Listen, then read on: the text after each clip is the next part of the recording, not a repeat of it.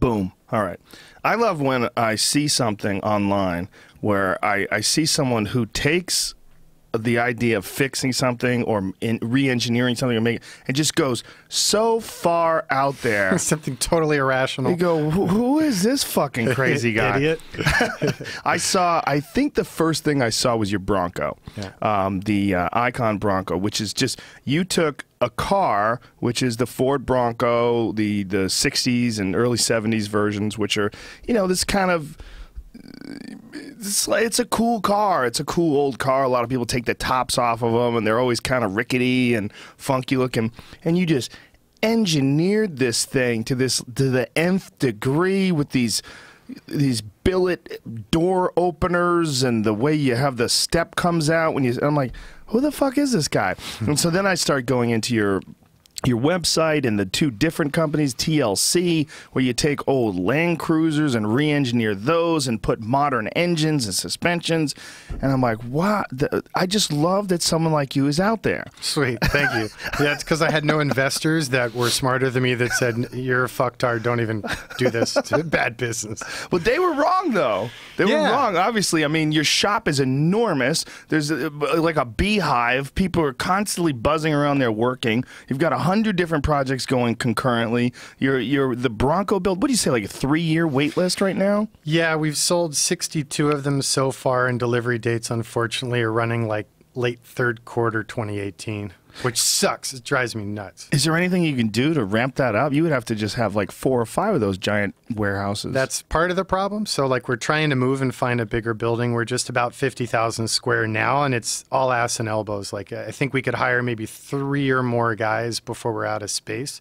But more importantly, it's difficult to find those people because kind of the idiocy of what I do is going against modern trends in American design and manufacture. So it's really hard to find people that have the crazy skill set that we require.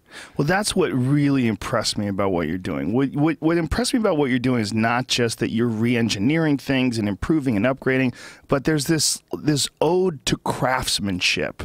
There's this passion in what you're doing where it might not necessarily make sense. Oh, everything we do, if you want to bring up that term practicality, makes absolutely no sense. But to me, that's kind of why we do it and why I'm so passionate about every project we do, because I've approached it from the obtuse angle of, okay, that's how it's been done in the past. And, you know, stock restorations are great and they fit a niche and they're right for that guy. Personally, I have no patience for archaic mechanical interface, but I love vintage aesthetic. And then resto shops, hot rod shops, traditionally, they buy this piece, that piece, and kind of cobble together, and that's cool. But I always thought, well, you've got this convergence of, you know, CAD design, you know, computer-aided design resources, and a convergence of reverse engineering and low-volume manufacturing capabilities that kind of are creating a perfect storm where the stupid stuff we can dream up and execute and make a relatively viable business model out of wasn't even possible 10 years ago. So I've been lucky enough to find enough people that agree with my craziness and let me not compromise and whore it out, but to really hold the line and keep pushing the boundaries and keep geeking out further and further. Well, it seems like over the last year or so, I've been hearing about you more and more and more and more. And then Jay Leno's Garage featured, he's featured a few of your cars, yeah, right? We've been on Jay's show, I think, 4 times now. What a fucking trip that place is, huh? I was just there on Tuesday, ridiculous. I guess. Oh my God, it was just... So what a geek boner I had walking around that place. Well, like, and keep your chubby, because what's crazy is a lot of people don't realize the depth of that subculture. So Jay is wonderful in that he's almost become sort of a spokesman for the niches and odd proclivities in mechanical goodness. But just in LA alone, there's tons of dudes with these ridiculous man caves full of wild mechanical beasts, and it is so cool. And that's another thing, like, I never had the intelligence to anticipate. When I built the first Icon, which was based on the FJ40 Land Cruiser, I just built it because it was keeping me up at night, and I had this idea, and after doing a design job for Toyota, I told Mr. Toyota about my stupid idea, and he kind of sort of off the record bowed and said, "Go for it, fool, but we won't get in your way." So I built it to realize that sort of model I had in my head. Then I went back and added up how much it costs. And I said, oh, shit, no one's going to go for this. This is stupid. And I talked to some people smarter than me, really big brand people, and they said, no, keep it pure, keep it what you want and what you're proud of, and you'll build a market. So I gambled and rolled with them. And now, like 30+% of our clients have 2 or more of our projects, where I was having a hard time getting my head around people would be able to justify the expense of one of them. Well, they're so well done. And one of the things that I was really impressed with was just the FJ62 Land Cruiser conversions that you've done. Like, because that, for a lot of people that aren't fans of that aesthetic or fans of that, that's just a regular 4-door suburban type SUV vehicle. They just, you know, most people would look at that and they would go, oh, there it is on the big screen. They would look at that and go, oh, that's, you know, that's cool. One of those cars. But that's part of the appeal, though. Yes. Because it's pure utility. There's no fluff. There's nothing superfluous. And people yearn for that. Because if you look at modern cars, I don't care what it is, longevity, simplicity, durability, no one's thinking about those things anymore. Their priorities are totally different. So a lot of guys go, hey, I used to have one of those Land Cruisers. Man, I miss that thing. I go to the dealer, I look at everything, I can buy whatever I want, and it sucks. Everything's plastic, has no soul, doesn't have that utilitarian root to it. So there's kind of a subculture that'll gravitate to wanting to go back to that. And some of them are cool with them stock, but more and more people have been perverted by modern vehicles and like, could we make the pedal on the right actually do something? And yeah, really do something. Yeah. Well, your Bronco is like this beautiful. So I mean that shape with the icon bumper. It's so sexy to the average person looking at it. It's sexy, but to this, it's like you kind of have to be a fan of that style of Land Cruiser, that 4-door with the hatch in the back Land Cruiser. But what you've done is like completely bonkers. This is what this is an FJ62, and you call them a 142, right? Because you take an FJ80 and you combine it with the FJ62. So what he does is he takes this fucking thing, strips it down to nothing. I mean, you could do this way better than me. Polyurea coats it, media blasts it. You take this thing and make it a combination of modern underpinnings, completely redone as far as like weather protection and the moisture protection. It's like at a level that nobody ever engineered before. And then you put a modern Corvette engine in it, 450 horsepower plus. I mean, this is bananas. And you're taking this car that was like, how much were these new? I think they were expensive when they were new, but that means what, 20 grand, probably 25 grand, I think. And he engineers them to the point where they're $160,000+ cars. It's total stealth wealth. Like yeah, the and that's a big like part of the appeal, I find. Like guys will take these on surf trips down through Central America and not have to stress out or freak out or worry about, you know, the preconceived notions. Like, you know, people see you rolling in a nice modern supercar, sports car, and unfortunately, in our culture, there's a lot of guys, oh, look at that rich prick in his Porsche. Right. Prick, you know, it just gets beyond that. So either totally invisible or you get kind of warm, fuzzy thumbs up smiles, and it's just a whole different energy. Well, then I started going into the subculture. I wasn't aware that there was a subculture of people that were obsessed with these FJ62s. Yeah. It's amazing. There's so many different little Twitter follower pages that you can go to. We could see the images they post, or Instagram. These cars have this crazy legendary following where people just are obsessed with these old, like, what years are these? These 1989, 1990? Yeah, specifically the ones with the 4 rectangular headlights, the FJ62 are 88 to 90, and then the preceding models, the FJ60, which looks about the same, those are from 81 to 87. What gave you the motivation to take this particular type of car and engineer it to such an incredible degree? Well, we started with the older ones. The FJ40s, right? Yeah, the 40s. Which are really sexy. Yeah, those are and you want to talk about subcults. Ones. That subcult's tremendous. It's crazy. But we started with the 40 and then the 45 pickups and wagons, then the FJ55 wagons. So it's just sort of the culture evolved in that those were so archaic because they were earlier standards, earlier years. A choke. Yeah, choke and 1-barrel carb, 3 on the tree, drum brakes. No power. Yeah. So I think as these got older and the average conditions of the ones people could find out there became lesser and lesser, the market naturally extended into these models, and people said, well, hey, well, what about a 60? What about a 6.2? We're even doing the FZJ80s, doing major restos, the 91 to 97 versions, because, again, there's a certain attachment that people will have with them that even though the truck is gone or it had shortcomings, it still holds a spot in their heart, which is kind of a big part of the 98% of the battle is already won with Icon, because the majority of our projects, we're starting with something that already gives people warm and fuzzies. Yeah. Any of these cars have cult followings and shortcomings, which is kind of the perfect formula to let me revision them and create something like a new option for people that appreciate it. Well, I wasn't even a fan of these, but I became a fan from just going over your website and then watching the vehicles. I watched a couple of the videos, and Jonathan has these videos that he puts on YouTube where he sticks a couple of GoPros in the cars, and you personally take them out, which is very appealing videos too. Suck. No, they don't. They At least don't they're suck. honest. No, they don't suck at all. They're great. They're really effective because, yeah, throw one of those, like the second one down, that one right there. They're not even remotely sucky. What they are is 100% authentic. Like when you're taking these cars out, you're going over all the different upgrades and different things that you've done to them. That's when you really start getting it. You go, oh, this guy's fucking crazy. Yeah, this guy's crazy. He's made a $170,000, $20,000 car. Yeah, and that's been A, because I don't have the budget, but B, because I concur with you that brands like these, if they're not driven out of the vision of a singular lunatic, then they're not worth doing. So I wanted to keep that relationship and personal relationship. So although I just knock the videos out and edit them real quick, but I really want people to understand the level of geekness that we do. And well, you even leave in when you dropped your GoPro in one of them. I love that too. Up here it goes. Boom, boom, boom. But this is the passion comes through, and I'm a big fan of contagious passion.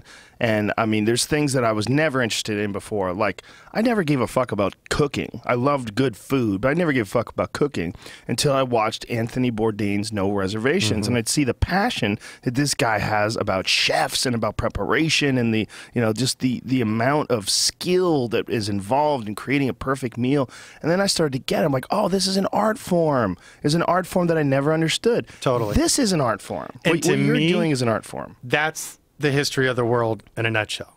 Anyone who's ever done a great thing, be it important or not, be he a chef, a sculptor, a seamstress, a wood carver, a leader, a political figure, whatever, it was that inner passion that drove it and made it distinct and really matter.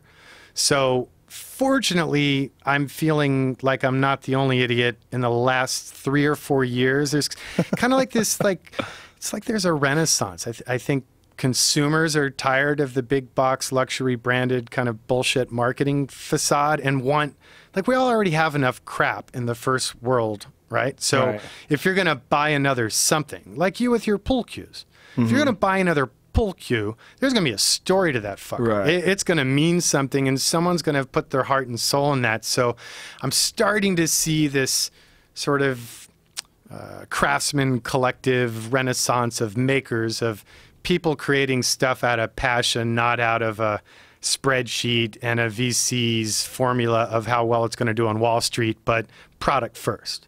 Because I think we forgot about that as a country. We kind of walked away from that. And I'm slowly seeing that come back.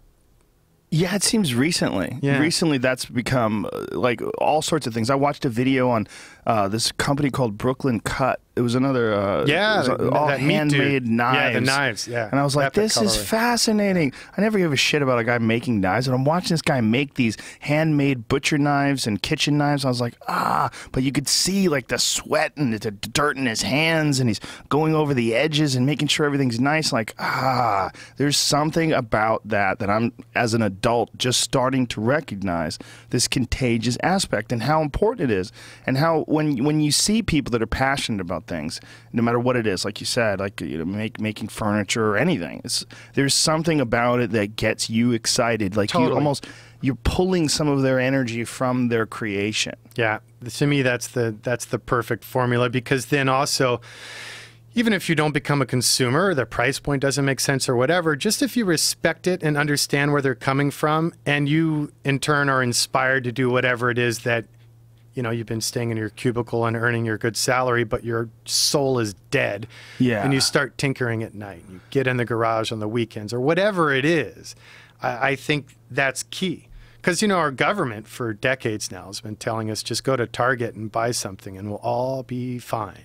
Right. Which I think is just asinine, because the country was built on people trying new ideas and taking risk and standing up for what they believe in. And if we just turn into a nation of consumers, then why should anyone give a shit about our opinion and our nosiness telling them how to run their country? There's another thing that I was really struck by when I was tooling around your shop, which is insanely impressive, and sitting in your cars, is the build quality. Like, you're sitting in everything. Like, this fucking thing is going to last 100 years. Like, all of your stuff. And then we had that conversation about planned obsolescence, that companies are actually engineering planned obsolescence into their automobiles, which Good business. a lot of people always think is like some sort of a conspiracy theory, like, oh, that's, you know, nonsense. They're just trying to do the best thing they can with modern electronics, and some of that stuff breaks. But that's not really the case. Bullshit. Yeah. Explain to me what you explained to me today. Basically, I think in the old days you were dealing with products were designed and manufactured for the sake of the product. You know, pretty simple, linear, pure concept. Unfortunately, I would blame it on Wall Street more than anything, in that suddenly the product in a product company was no longer the priority. The priority was the margin, the scalability, the numbers for the shareholders. So the second you take your eye off of the product being what drives the company, it's going to go to shit one way or another. So like car companies, I mean, there's stories that a certain Japanese car company, whose name I will not mention, actually went and paid Microsoft and said, oh, wait a minute. So your consumer buys a laptop. When the battery dies, you're retaining that client, and the vast majority of those clients aren't buying a battery, they're buying another laptop. Oh, this good business. This very good. So how racist of you, by the way. Very racist. Yeah, no, I love the whole it's world, accurate, baby. But it's, you're not allowed to do it. No, and I wouldn't. I don't mean to infer that this is an Asian design or not. corporate priority. It's global, and America's as guilty as anyone America's else. that's been the one that people point to, because American cars, especially like in the 80s, were such shit. They would just fall apart on a regular basis. Yeah.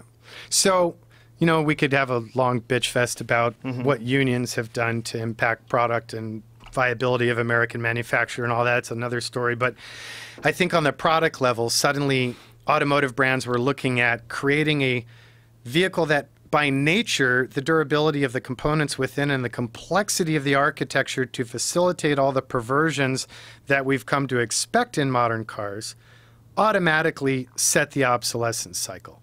So it's much better business, although much worse for the future, to make a vehicle whiz-bang, nifty, groovy, designed to survive a life cycle of a lease or warranty cycle. And then it's off to the landfill, and then what happens? Repeat consumer. You come back and you buy another one. Japan's taken it in other nations to an even crazier level to promote the GDP. It's actually hard for you to own your car the older it gets. Your inspections become more routine. They go from yearly to quarterly and on and on and on. Registration goes up every year. Insurance goes up. This is in Japan? Yeah. It goes yearly to quarterly to what? I think it goes, I believe it's yearly to biannual to quarterly. And then if it's a really old vehicle, it's like monthly. And then they're held to a much higher scrutiny. Like you have one little leak. Oh, and then you can't get your reg. You got to dial that in. So it's been great for, you know, domestic manufacturing numbers and keeping industry propped up. But it's kind of bullshit and short-sighted, I think, on a cultural level. Well, it's fascinating because they're known for their durability. Like Toyota cars, especially Honda's, known for their reliability, durability. But like if you owned, let's say, an LX 570, which are great trucks, a modern SUV version of the Land Cruiser, they're brilliant. They're strong. Yeah, it'll run forever probably, and it's super durable. But let's talk about your touchscreen on the dash. When that bugger breaks, you can't use your climate control and a whole bunch of other things. I already have an LX 570, and it's the touchscreen's dog shit. It Okay. really is dog shit. Now let's flash forward to you love your truck, the warranty has expired, and that screen takes a shit. Well, the problem is everything's engineered into it. Like the climate control That's is my in point. that. It's And that's not. part There's of the no plan. knobs for it. Now that part is available now, and it's federally mandated that it must be available for a specific window of time. That part today, I'm going to make an educated guess, it's a $9,000 module for you to buy. That stupid touchscreen? Yes, sir. It's shit, though. It's not good. It's not that responsive. The navigation system. 5 years from now, it dies. It's out of warranty. You love the truck. It's $9,000. If it is still available, what do? You likely say, "Ah, fuck it," and you go get a new one. Back to their business model.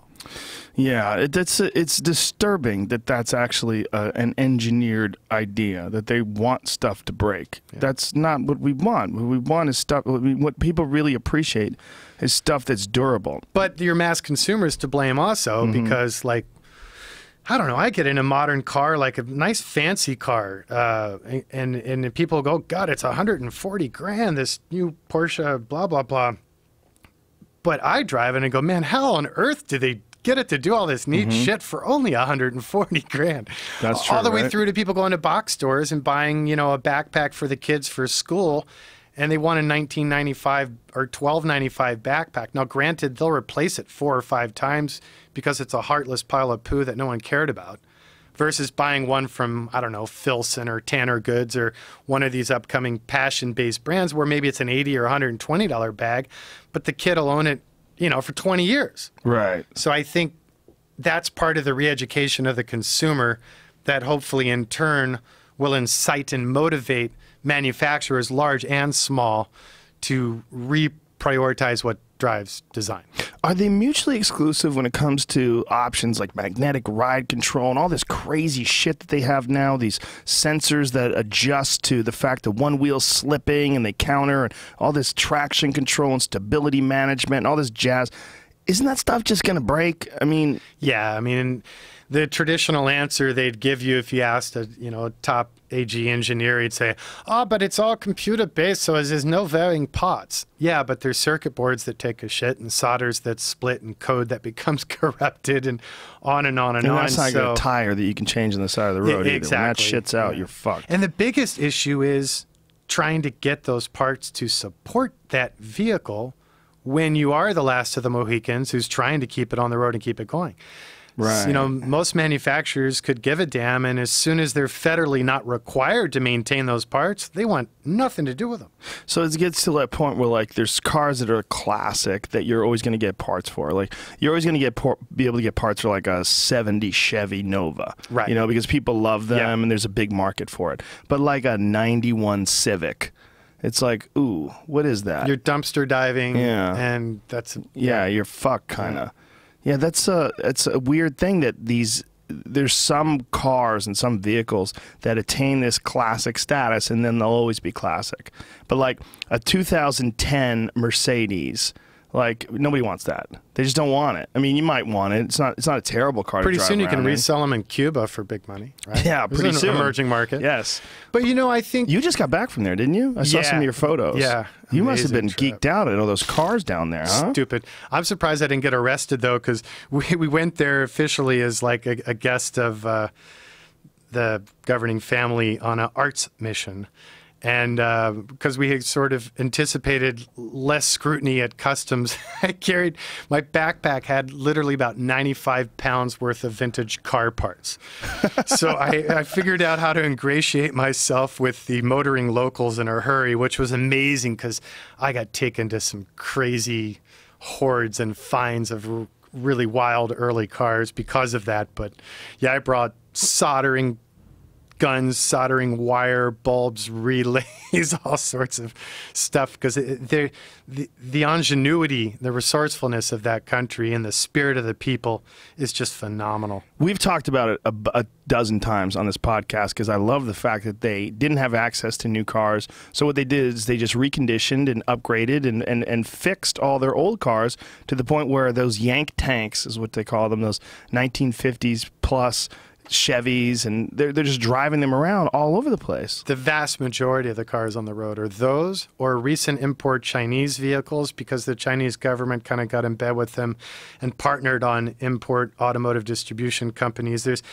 I just wrote about it for, I'm the automotive editor for Penthouse, and the article that comes out in the next issue, which I don't think anyone fucking reads, but I enjoy writing them. Someone should read a Penthouse. But anyway, was about that. And the change in the culture. But it's interesting, they've actually recently passed a federal law there that makes it illegal to export any of these vehicles. Because as they loosen the restrictions on inbound vehicles, they anticipated potentially there'd be a reduction in the demand. But I don't think it's going to happen. From all the people that I talk to from all walks of life there, it's become like it's a cultural icon to them. Yeah. So, and I think it expresses a lot of the human spirit in Cuba and how they've persevered and managed to make things work with what they have. But I mean, most of them that I drove around in, like, you know, you'd be in a 57 Chevy Bel Air convertible and it's running a 70s Russian Volga diesel. Really? Oh, it's nuts. Actually, I was in Castro's late 60s limousine. We rented 3 of his limos in the fleet, or didn't really rent, but it was a friendly arrangement, to drive out a couple hours out of Havana to go look at a very rare Aston Martin that I knew about. That's the only one in the country that had been abandoned there. That's a one-of-one early Aston. So we drove these crazy old Russian limousines to go for there, and I ended up on the side of the road twice having to fix them. And then again, like we were going out to hear music drunk at like 2 in the morning, and our Russian Lada taxi cab broke down. It was pretty funny. So I have some pretty funny pictures of my cabbie looking at me just completely incredulous. I'm underneath the car with baling wire, cubining it up. Cubining it up. So how are they keeping these things running? How do they get access to parts? Are they manufacturing their own parts? Are they Yeah, I mean, they can't get anything. Yeah. I mean, if, for example, as a tourist, if you forget your toothbrush, you're going to spend 3 days trying to find a fucking toothbrush. So where do you think you're going to get a brake drum for 48 olds? So did you stay at a hotel when you were there? Yeah. Some people stay in people's homes. That's a big new trend, and I'd recommend it. Same with the home restaurant industry that's growing there. Backstory to that is there was a recent limited allowance that allowed private individuals to create small businesses. So people are opening up their homes. They're repurposing these beautiful derelict old buildings and opening magnificent restaurants in them. And well, magnificent might be a strong word because the food kind of sucks. But really, yeah, well, because they can't get anything. So like the food that's imported comes from what the government said they could import from who they could say it imported from. So unless the dude has his own farm and garden and herb resource, which a lot of them do, it greatly limits what ends up on the plate. But building school, they just take people in and they have like 2 seats at their kitchen. Yeah, I think they're called paladores, I think is the word. And some of the best meals and experience and discussions and human interface we had were in those environments. It was super cool. So are they, do they take like a broken part and reconfigure it? Do they make a new one? Are they? I mean, it's everything from J.B. Weld chewing gum, duct tape, and corks and coat hangers, through to incredibly gifted, resourceful, generally the older generation. And I met one guy in particular in his 80s who's very well known down there. There's a big car club called Friends of Fangio. So Fangio was a great racer back in the 50s who in fact won the first big Havana rally. And there's this magnificent poster that's like the holy grail of car geek posters. I still want one, can't find it. But anyway, the second year he went there to compete again, and Castro had him kidnapped because they didn't want him winning because he was an Argentinian. Oh, no. And they're like, he can't win. So they held him captive and apparently treated him quite well and didn't release him until after the race. But this Friends of Fangio car club is founded by one of the local guys who was on his mechanic team that first year. And he knows everybody with anything that has a motor and wheels. And he took me to meet this older gentleman. And this guy will not only make the part, he'll make the tool needed to make the damn part. So they're forging and casting their own stuff, and it's phenomenal. Like, we could learn a lot of lessons in MacGyvering shit back together from them. Well, that is one thing that we're missing and we're losing. The people, the skilled craftsmen that have the ability to make metal pieces, which used to be a big thing. I mean, there are people in the hot rod world, it's a big thing. Fabricators are very high in demand because they do so much custom work. But it's such a tiny fraction. But again, I think if we step back, the thing that keeps me from becoming a depressed drunk is the feeling that that's changing. It's becoming more important to the greater general population. People are more inspired, and be it in metal, be it in leather, be it in soup, be it in cutlery, whatever the hell it is, there seems to be a growing trend in people giving a shit and returning back to that. And I think also, more importantly, perhaps, feeling how it changes them as an individual. So like for me, my past life, I had a completely different career, and I wasn't really, I got into it loving it, and over the years, like, I really didn't have the control and creative input that I thought I did, despite putting my heart and soul in it, or past a point, despite getting dispassionate about it, and it starts to kill your soul. Yeah. When I was young and dumb and we didn't have kids yet, my wife and I spontaneously, basically, quit our jobs and started our automotive, the first one, TLC.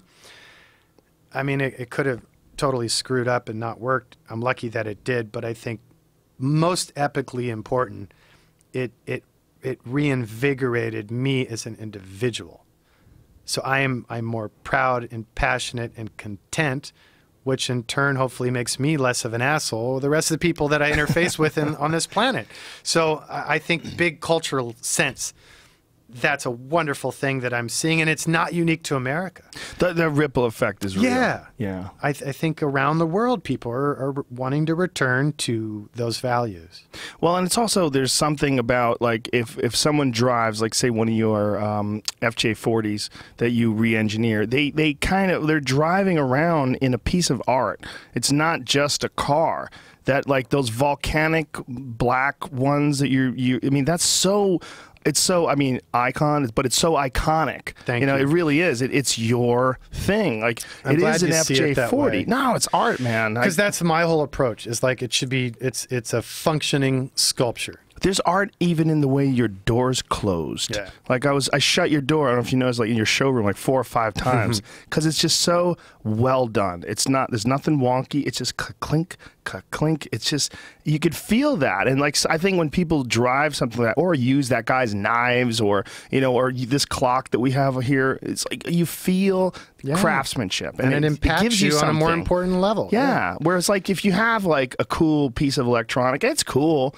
I love a cool iPhone or a cool laptop, but I love this laptop. I write all my jokes on it. I write all emails and jazz, but I don't feel anything out of it. This isn't like some guy's creation. It's a tool. It's not a relationship. Yeah, some woman didn't carve these keys with her skilled hands, and I feel it when I'm typing. No, just it's kind of manufactured, and it's cool that can be done too. But there's another level of stuff. There's another level of feeling that you get from functional art. Yeah, totally. And like probably the most sort of obtuse expression of that brand theology is our derelicts, which some people like just don't get it. I had ran into a guy came running up at a stoplight this morning. I was test driving a 54 DeSoto. Well, explain what a derelict is, because people think you're talking about bums. Kind of. So basically a derelict is where we'll take a car with epic patina, like just time-worn natural decay, but not a rust bucket. So like a barn find. We'll take that car, we'll laser scan it, get it into CAD, chuck the original chassis and mechanical and everything, and evolve that into a modern, highly capable daily driver. But the art is trying to make it look like we did nothing. So this guy at a light, he's like, "You think you're going to make it?" I'm like, "Yeah, I'm good." He goes, "Are you going to fix it up?" I'm like, "Nope, I'm done." "Well, what color are you going to paint it? Red?" "Nope, I'm done." "What?" "I don't get it." So But to me, that's kind of part of the fun. Well, what these Not everyone things does get it. They look like an old car, but you put this DeSoto up on a lift and showed it to me, and it's got this insane, fully independent suspension, and that's the Icons. But if you just find Google Reformer, Icon derelict, it'll come right up. yeah, or the derelict, not a Reformer. But these cars look on the outside as if it's just an old car, but then you look down at the wheels, like, hey, wait a minute, what's going on here? And then you kind of like, oh, hold up a second. You have modern Corvette engines in them. Yeah, they're just batshit fun. Oh, it's insane. Like, what is this one right here? That's is a what I was Power driving Master this wagon? morning. Yeah, Power Master. What a great name. So that car was inspired by the first derelict, which is mine, which is a 52 DeSoto wagon.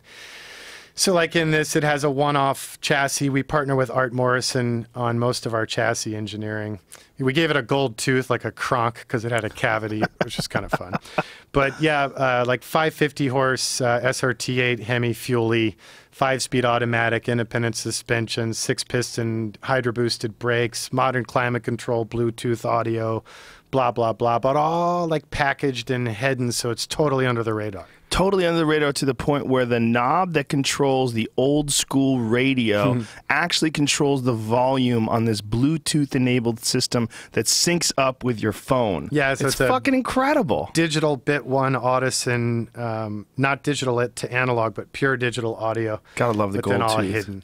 It's amazing. What you're doing is so cool, because like someone, if they didn't know and they looked at it on the outside, they literally have no idea. But then you would look inside and go, wow, that is a really well-preserved interior. Wait a minute, what's that? It just looks off. They're like onions. So like if you start peeling back, there's a lot of layers to the absurdities in building these. And on that video, everyone gave me a hard time for my hat.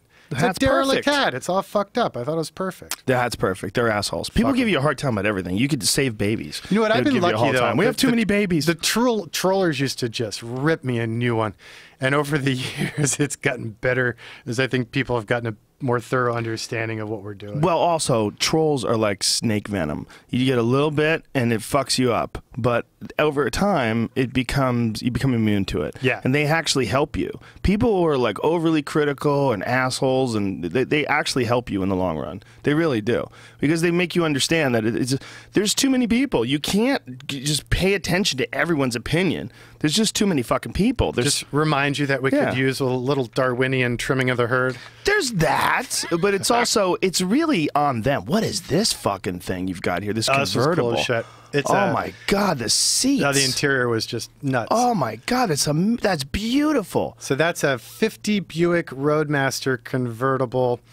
Last on the road in 1958, one of our hunters, who's actually a UPS driver, saw that in some dude's backyard and hat tipped us, and we grabbed it. Back up, hold on. What is that? Yeah.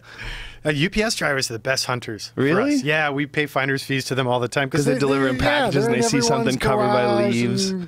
Yeah, they got good eyes for it. Fucking car. God, those seats are incredible. That one's now running about a 600 horse LS7 dry sump. That car's a blast. Now, who's got that thing? That's an LA client. Yeah. Remember the Superbird, the 70 Superbird same guy? Reformer we're building? This is the same owner. He's taking a Superbird, which is one of the iconic American muscle cars, and putting completely modern underpinnings. You were going to do a Hellcat setup, right? Yeah. Which is, for folks who don't know what we're talking about, because we're geeking out here, Hellcat is the Chrysler SRT version, the newest of their badass Challengers. It's a beast. Yeah, it's what I drove on my comedy special, the 707 horsepower red Challenger. It's fucking incredible. So after talking to the creative team in the SRT division at Mopar, we actually learned that we're not going to go that route. We'd like to, but you talk about complexity in modern vehicles without being too much of a geek. That runs what's called a CAN bus network. So the electrical network in that car is no longer yeses and nos, X's and O's. It's constant data stream. So like even the damn dome light could be talking to the brake pedal that's talking to the tranny. So it makes it very difficult to really engineer those right in a non-native platform. So with SRT's support, we're actually going to the company that builds their race engines, and we're going to do our own scratch-built SCAT 6.4 blown. So that's our performance target. But we originally were just going to buy one and disassemble it and repurpose it, and we got talked out of that. So that's crazy. All that stuff, but all that stuff has also enabled them to have 2 keys. Correct. Which is hilarious because one of them that you give to the valet only gives it 500 horsepower. It's like, do you know how fucking fast that is? It's like, here, take this toned down version. And then the other one, the red key, gives you 707 horsepower, which is incredibly manageable. It's really weird. Yeah, it's so with all the well-engineered. electronics and all the jazz. Even 10 years ago, when they would do a performance model, they'd just shoehorn in the biggest motor they could find. That car, to me, is a great example of good change in Detroit. Yeah. It is so engineered to be what it is. It's not just throw a motor in it and sell it. No, it's really drivable. It's almost like a GT car more than it is a sports car, or even a muscle car. It's like it feels like a big Cadillac when you're riding there. But it'll suck it down when you need it to. Oh, when you stomp the gas on it, it's the speaking of that, epic. That duality of the 2 different keys, there's an engine builder out near our shop. This guy builds motors like his trainer motor, his entry-level motor is like, 1,000 horse. That's the Alien import, the Alien intake manifold guy? Is that? Yeah, the one that looks Nelson like Racing? a woman with her legs open. Is it Nelson? Nelson Racing? Yeah. So Tom is a evil genius, but oh, God, he'll that build guy his does crazy cars shit. where they have dual gas tanks. So Yeah. you got a toggle switch under the dash. There's dual computer networks, dual tanks, dual injectors. So you got your low output at 1,000 horse, and then a flick of a switch, it goes to the jet fuel tank into the other computer network, and now it's like 2,000 horsepower. Yeah, that guy built an 1,800 horsepower 69 Chevelle. For my friend, the white one? No, it's like a light blue. Oh, he did a white one called Unfuckwithable. And that's even they machined the badges. It says Unfuckwithable, and it's quite true. Other than it's probably going to rip itself in half within 5 years. Well, it's also, the first corner. On the first corner, a and 200 that's horsepower something Porsche is going to beat you. We try and not do. Right. So, although over the years I've been pushing the envelope with more and more and more horsepower, and it's hard to return once you've gone there, we try and never build what we call cul-de-sac rides, where it's so into a corner of, wow, it's 2,000 horsepower, but it overheats if you stand still. It won't idle. The AC won't work, or it's so much power it's not trackable. I'm trying to keep everything we do relatively practical. So whatever performance we have, it's in measure with the refinement, the trackability. Like the Thriftmaster pickups we're building, people keep asking for more power. Well, 447 horsepower is what we have found to be the maximum amount of power you can put in it without it just being asinine and never hooking up and just spinning tires. Yeah, it seems like they might have painted themselves into a corner with this American horsepower war.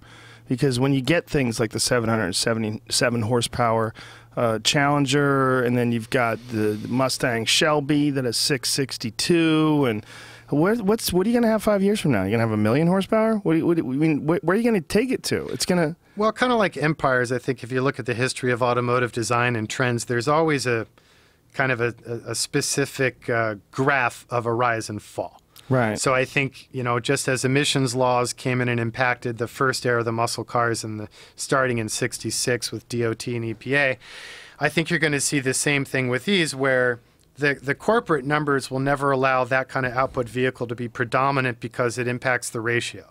So I don't know the exact numbers, but I would fathom to say that for every 3 Hellcats they sell, they would have arguably had better business selling 20 six-banger versions, and the final corporate fleet emissions of it is such that that thing eats up so much of their allotted emissions they're able to produce that it limits them.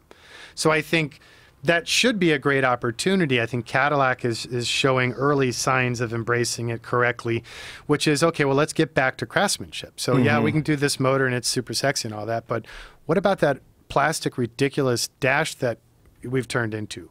What about all this faux wood and whoa, gee, why don't we start making more quality materials? Which I think could be a really interesting opportunity, because on the other side of the coin, you look at what the Chrysler Fiat ownership of Ferrari has done to Ferrari product. You hop in a new Ferrari, the nav system's the same thing that's in your kid's Jeep Rubicon. Are you kidding me? And the plastic stuff that, it has a sexy high Porsche as well coating that looks like aluminum, but it's plastic. It's just the same thing that's in a Hyundai or a Kia or anything else. And I think they better be careful to hold the line of that quality and that tactile, that human interface, or what's the point? It's just a badge car. Well, they've made some real errors in navigation systems and not keeping them update and current. Because if you're going to have all that electronic jazz, it better be the good You're shit. going to go there, yeah. Yeah, like I have a friend who has a Maserati, and this fucking piece of shit, oh my God, the navigation thing is just dog shit. But it's just awful. Chrysler stuff that some pencil pushers said, hey, Yeah. you already paid for this. Let's stick it in there. No traffic, doesn't know where the traffic is, can't update, can't reroute you. Like, what? Come on, my fucking phone does all this. That's why I like Ferrari and Porsche to a certain extent as well. I actually had more respect for them when they were making less money. You know, when like the era of the last of the air cooled, like a 997. Yeah, there's no nav. 993, right? Yeah, I'm sorry, 993. Well, I can picture some German guy going, "Wir not that. Yeah. We are a driver's car. There's no cup holder either. Fuck you." You know, and like, but they had the balls to say, "Hey, this is what we are. We're not for everyone. We don't have a backup camera. It's a sports car. It is minimalist. Deal with it. Dig it. Great. Don't go buy a Miata. We don't care. We are who we are." Well, Lotus is kind of doing that. They have a few of their cars. They don't do that anymore? No? Well, I mean, the little tiny, those little tiny stories ones? that I've been hearing is Lotus was making so much money off of licensing T-shirts and product and crap that the cars are kind of a pain in their ass. So the engineering arm is still alive and somewhat well. But the cars, I mean, they had, what, 7 concepts in the last 2 years, and then production viability of any and all of them is all but gone. It just takes such deep pockets to get one of those coach-built versions of those cars, like what Singer's doing. Yeah, you know, Rob's Singer. efforts. Yeah, but see, guys like Rob and I think it's viable that if we are the creative sorts who are smart enough to acknowledge that we're dumb enough to not be the numbers sorts, but to build our team and add those people to the team, I think we can make viable businesses out of it. Now, the second you want to make 50,000, 100,000, 300, 500,000 of them a year, I think that is the bigger struggle, because I think there's conflicts at core with the efficiencies that those business models demand in the modern world to be considered competitive, etc. It's like, you know, with Ferrari talking about coming out with an SUV because, you know, some pencil pusher, stockholder of power somewhere is like, we need more market share. You need to come up with something else. I mean, even with Porsche, with the Cayenne and stuff, like, yeah, it's off core, but I can understand the business numbers. Made perfect sense to grab a Touareg and package it up and have you party driven one of those Cayenne turbos? They're a fucking spaceship. Yeah.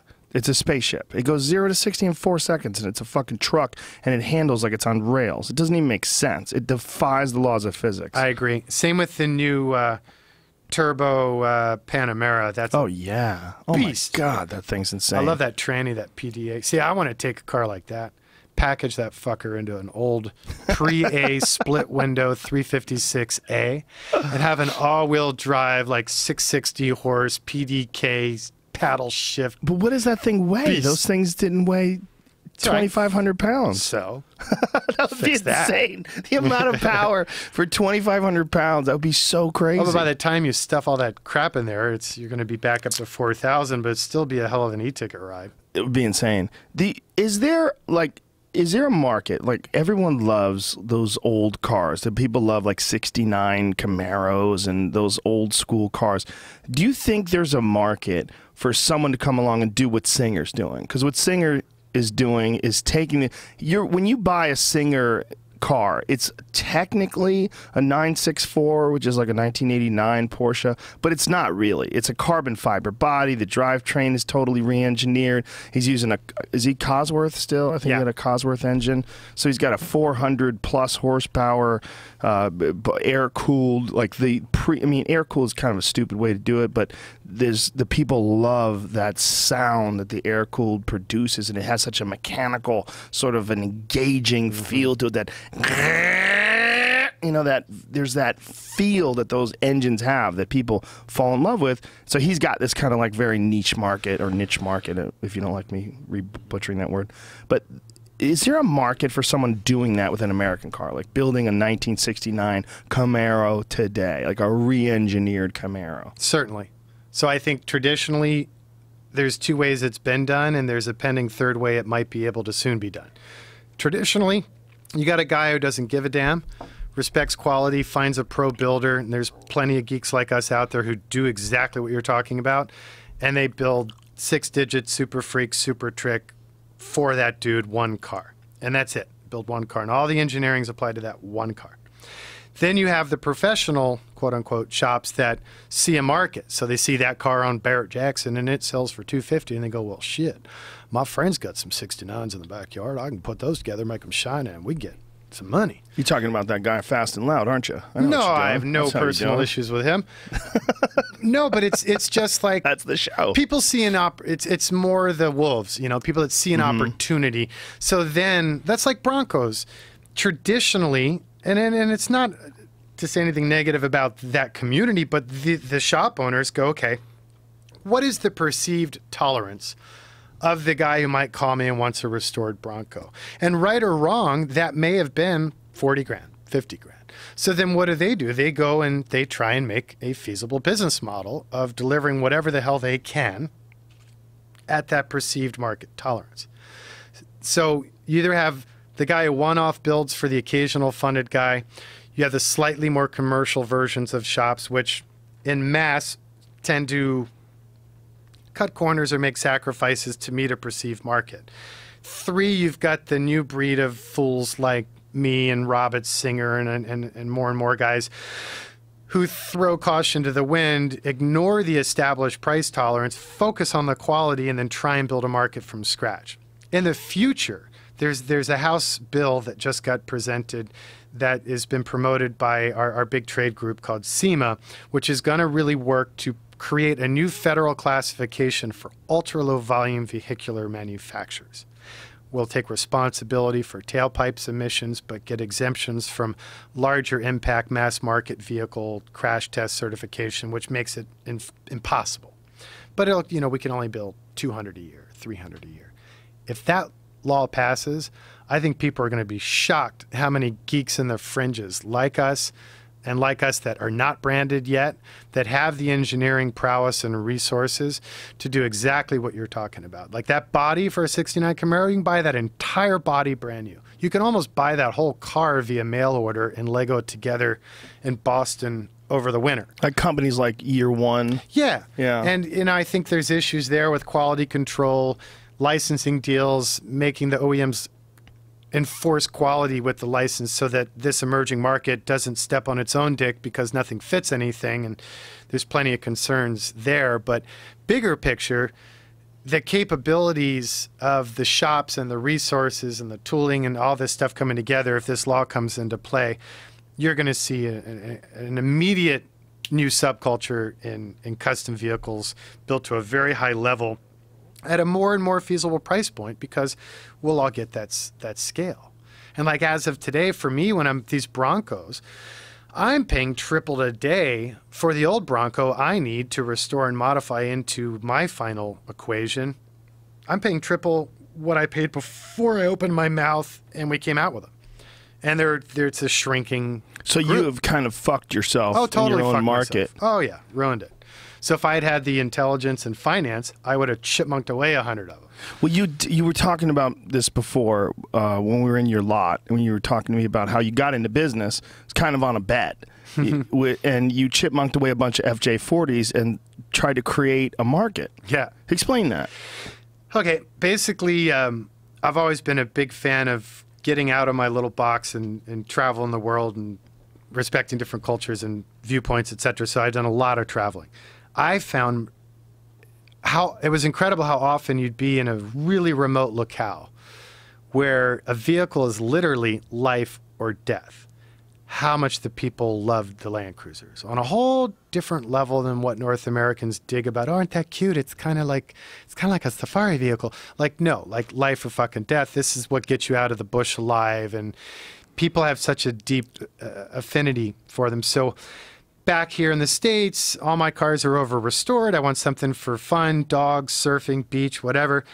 bought an old FJ40 like I'd grown to love on a prior trip, geeked out and restored it, etc. So I was at a business class, extension class. I didn't go to college at USC, and we got into a debate over supply and demand, me, another student, and the professor.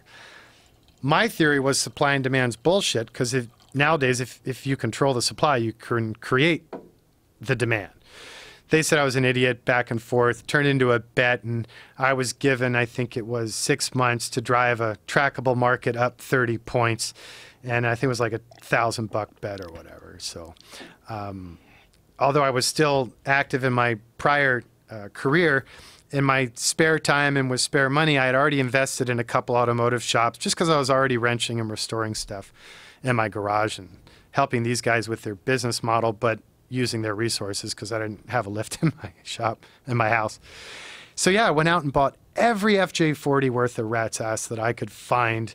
I do buying trips through, I think about 30, probably about 30 of them. 30 of them in 6 months. Yeah, but this is like Thrifty Nickel. No, Right. that was like in 2 months. Really? Oh, yeah. Oh, my God. I wasn't working. I would go on just road trips. rampaging. I'd buy a 12 or so, and then I'd call the transporter and coordinate and send the 18-wheeler to go pick up those 12. And then keep going, call the other transporter, pick up the next 12. And then chipmunk them away. I didn't geek out at first. All I did was fix the problems they had, clean them up really well, and then bring them back to market. And this is in the day of the recycler and the Thrifty Nickel and all that. And it was like, shooting ducks in a barrel because, culturally people dug them, but there wasn't like a cult around them. And nobody was restoring them worth a damn. They would like throw leftover V8 and a $20 paint job and chrome rims from their brother's El Camino or whatever. No one was treating them like conventional classics. So that was just very simple premise of give them more respect, represent them better, bring them back to the market. I bet you there's a bunch of men and women that dig them who aren't engaging because of the quality level of what they see.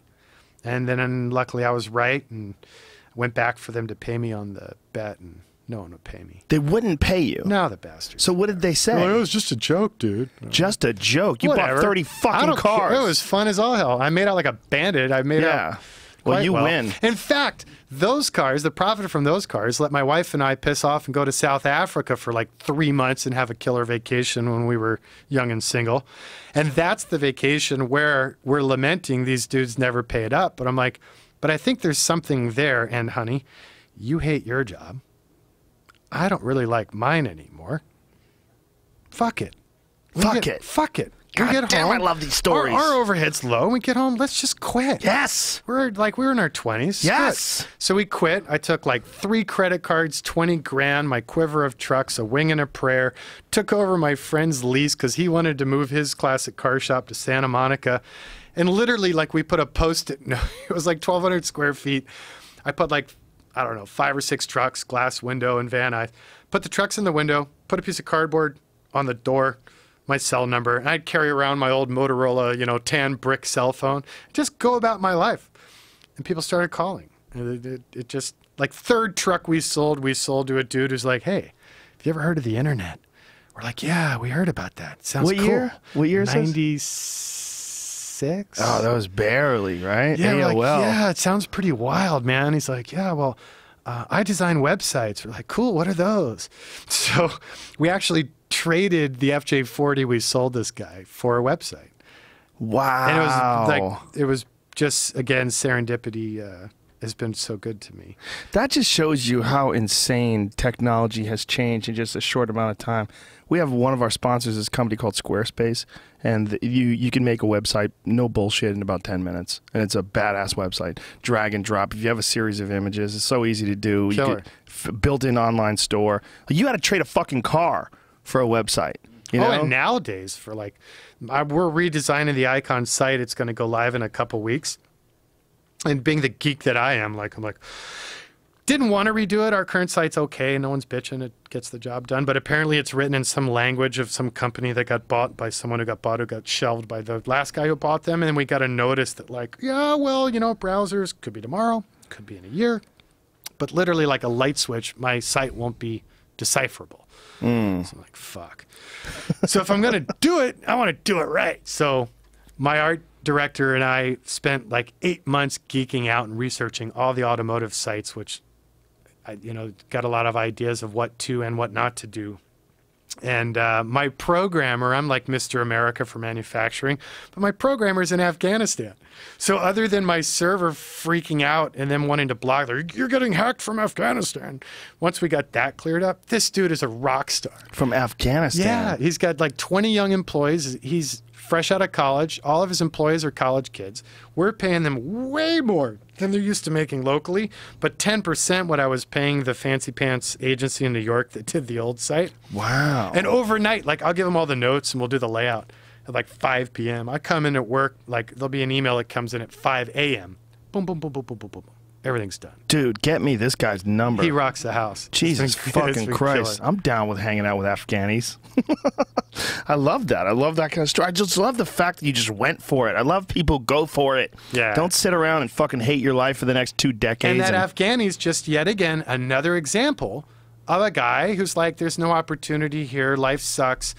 I don't like my job, but wait a minute. Maybe I could do programming for the guy followed his passion. And again, he's doing a great job and succeeding commercially and personally because he put his heart in what he does. And he does a good job. Yeah. Could be anywhere. It's possible, and I love one of the things that's come out of this podcast. It's been surprising and amazing is how many people have done the same thing. How many people that have listened to these podcasts and go and listen to people like you talk and spread their passion. And go, fuck it, I'm doing it, and then just figured out a way to do it on the weekends and weeknights after work, and then put it together and then get a viable business model. And I'll tell you what, when you and I are 80 and we're not producing, maybe we can't do anything anymore, and we sit back and we think about our lives outside of family and the people in our immediate circle, I think the thing that we're going to carry the longest term true pride about is having, in little ways or big, inspired other people and made a positive impact. And just like that, like the fact that this podcast, you probably when you started like, yeah, whatever, okay, it'll be a side thing and get rolling with it. But it's created an entire community and it's inspired other people. Like we call them my kudos emails. So just being a goober, if I'm on a blog or I'm listening to a podcast and I hear of another craftsman, I don't care what he's doing. Like the dude with the petrified wood I was telling you about earlier.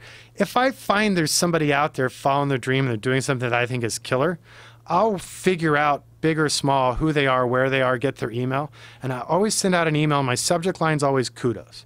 And nice. It's just, dude, good for you. Yeah. Well done, bitchin', go for it, proud of you, that's great. And they're honest, and they have to be, or this wouldn't happen. But it has turned into so many friendships, opportunities, relationships, collaborative projects. Like, it's good, warm, fuzzy, karmic. And for both of you, when the guy receives that email, that is fuel. Yeah, That's and the reason fuel. I started sending them is because I started getting them, and I yes. noticed how it impacted and empowered me to stick to what was important, and it's everything. That thing you were telling me about, does that guy have a website, the stools that he makes and the tables that he makes? I've only seen him on Instagram, and there's another one.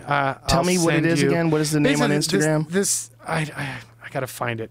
He's using petrified wood, right? This dude takes petrified wood, and then through the cracks in the petrified wood, generally like a trunk, he'll embed diodes in the thing. So like at night, it like bleeds light and is like organic. There's this other dude who's in, where is he? He's in Paraguay, I think. The guy takes gourds and he carves them in the most incredible filigree, intricate way. Turns them into ceiling lights. So they broadcast this most incredible spectrum of shadow and color, and like it's a fucking gourd. Wow. The guy turns it into just like out there. There's the Sanchez brothers, their family, 3 generations, okay? These Mexican dudes in New Mexico or Arizona, and I think New Mexico. Now they have state licenses to pick up firewood. So they're out in the old growth areas in the desert competing with dudes who are looking for firewood, but they're looking for fallen old growth timber or standing dead. These guys take these pieces of wood and they'll pick up turquoise and metals in that same area. They literally take them back to their studio, and I don't know about the older generation, but I've met the youngest. He'll sit back and stare at that wood and roll a fatty and burn it and get intimate with the shape of the wood. And it can sit there for an hour or 5 years until one day he's like, oh yeah, a chair. And he like sees the vision of the shape in it. So they do like bowls and trays and staircases and tables and shit Jimmy, out of pull this up wood. Tate Fletcher's Instagram page. He put up this insane table that someone did along those lines. It looks like it was carved out of a single block of wood, and some guy had this really unique idea for the side of a table, like the front. Like, see it when you do it. What was the guy's name that made those? The table, too? I don't tables? remember the gourd or the table. I suck with names, but I'll email it to you. Okay. I wish we could pimp them on the show. But and another guy like that, there's a guy on disability in Detroit who is the most gifted welder I'm a damn good welder, and this guy's a rock star. So his name's Josh Welton, Brown Dog Welding. He no longer can work because of he's had these massive surgeries in both arms. Fuck. But just to keep himself alive, like his spirit alive, he started doing artistic efforts with his welds. So this dude literally takes scrap metal or old shovels, hammers them, messes with them, repurposes them, and does these incredible sculptures out of scrap metal. Wow. Out of nothing. Dogs and cars and whoa, that table. This is the table. Kick ass. Yeah, it doesn't. I don't think he put a source. No, look at that though. It's like it's That's all magic. one giant block of wood. I think it probably is sectioned off on the left side that we can't see. It's hard to tell. But on the right side, the side that's facing us, it's sort of like steps. Like, you know what? It looks like he took end cuts of post beams, like 4x, and sectioned them in to like a butcher block pattern. Guys are doing that with walls too, where from like paper that's exactly what it makers, looks like, right? They It can does take look like the butcher center block. hub of the wood that they don't use for the paper pulp, and you leave them at dissimilar lengths, and you put them at 90 degrees on a wall, and you do a whole wall of end cut tree limbs. It looks super cool. Yeah. We've been doing more and more hardwood. There's a company called Urban Hardwoods that sells tables like that. Jamie, see if you pull that side up. And they essentially, they take really cool old hardwood chunks and make them these really unique tables. They're not perfectly smooth. A lot of them have, like, you see if you go to the gallery, if they have, you could see some of the stuff that they do. But they kind of do this on a fairly large scale, and they go all over the world or all over the country rather to find my cool kind of guys. chunks of wood. Killer. There's also like auto aero art, I think it's called, or aero art. The dudes that take airplane scrap and repurpose it into furniture and stuff. It's so cool. Yeah. Well, this kind of, here you see these guys actually taking the wood itself. They'll have giant cranes carry these logs. Oh, it's brilliant. My buddy Eric is a pool cue manufacturer. He's like one of the most sought after in the world. He runs a company called Sugar Tree Cues. It's all completely handmade, all his own. And he's one of those guys that will drive around in his truck, and if he sees a log like off the side, like he lives in New Mexico, he'll drive like a mile into the desert and figure out a way to chop this fucking ironwood and get it into the back of his truck. And then he'll make these insane pool cues with it, with the most detailed figure, total artwork from Mother Nature. Love he doesn't inlay them. Just let the natural character. He'll do points, like he'll cut pieces together, but he doesn't like inlay. Like some people, there's different styles of cues. Some of them they'll inlay like abalone or little pieces of bone, or mastodon ivory is one that he uses occasionally for like the joint, like 10,000-year-old mastodon, because apparently that's super prevalent. Like you can find a lot of that stuff. Yeah, and it's actually been growing because of the crackdown on elephant ivory that has actually created a strong market spike. I was just learning that in Africa last month. But I used to do fine furniture as a hobby. Really? I used to sculpt, paint pre-Raphaelite style, do woodworking. I did leatherworking, but these are all hobbies, just different things I'd explore. And I actually gave a couple minutes thought of making a commercial go of my furniture, but it was just like add up the hours, like no, not going to happen. Like all quarter sawn white oak, I'd fume it instead of staining it, which is like way old school way of doing it. That makes no sense. Fume, what does that mean? Fuming, you basically create like a desiccant chamber, like a sealed chamber, and you put a desiccant in there that sucks all the oxygen out of the air.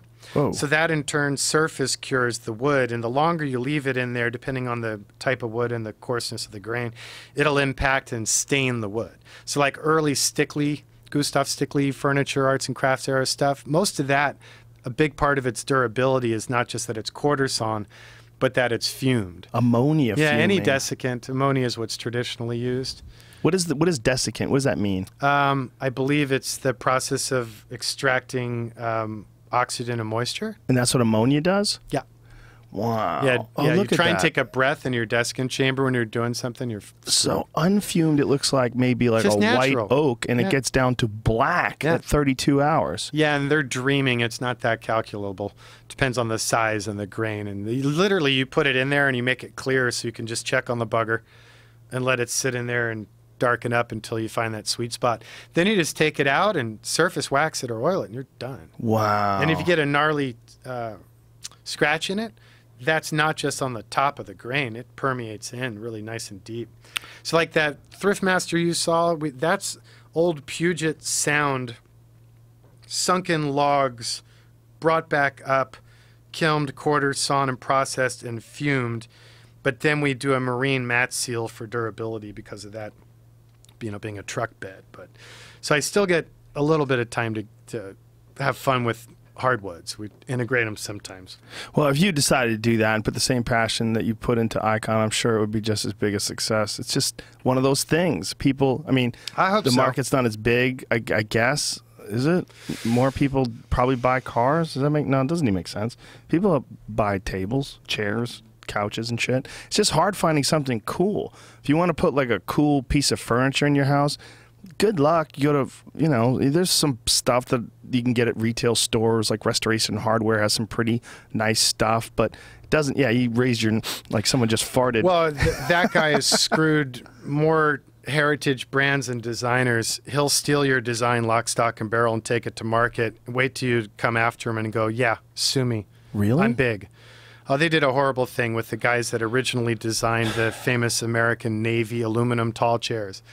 They just stole it, went to market, had it made in India or whatever.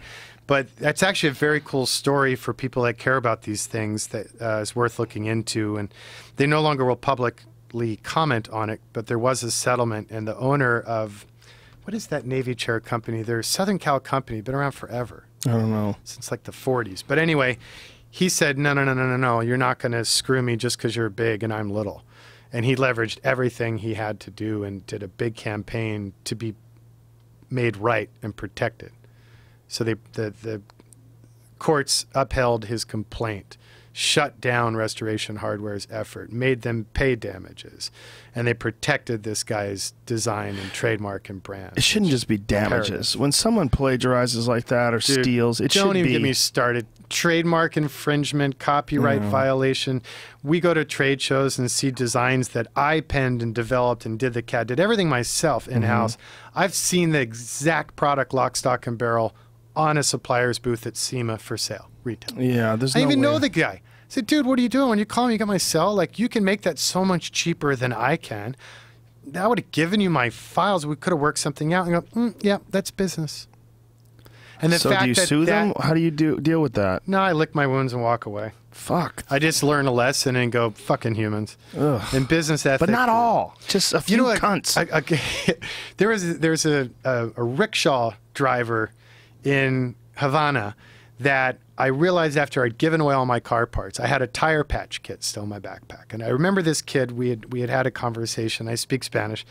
We'd had a conversation early in the trip, and like, oh, he'd appreciate that because he had been telling me, like the mafioso that runs the rickshaw rentals, just like in the Greek New York cab deal. If he gets a flat, he's got to bring it back there, and they charge him some ridiculous rate to fix the flat, and it's on him. So I'm like, oh, this kid will appreciate my kit. So late at night, I find him, I give him the kit, he's stoked, takes me out, we just go for a drive and a talk, and he nailed it. in broken English, he was saying the difference between communism, socialism, and Western capitalistic-driven things. It's like, you know, there's values in them all, and none of them work independent. And perhaps the perfect cultures of the future would be a fusion of socialism in certain respects, such as, you know, education and medicine, what have you, but also the free market capitalist side. He goes, and he was explaining the failures of each, and he nailed it. Capitalism has no conscience. And to me, that's it. That's it. If we can figure out a way to still have brands and products and consumerism that has a conscience both to its consumers, its shareholders, the environment, like just a wake-up awareness, not this me, mine, then that would be cool. Well, isn't it the idea of capitalism is sort of independent of the human being? It's like the idea of capitalism, this idea of eternal growth, that's sort of independent of the human being. But the human being practices capitalism. So it's up to the human being to have conscience. Right. So I think it's maybe... I'd prefer to hope that what you just described would be corporatism, if that was a word. Yeah, well... Right? Like a corporation, I can understand having no conscience, and then it's up to the individuals to hold them to some level of accountability. Yeah, and I also...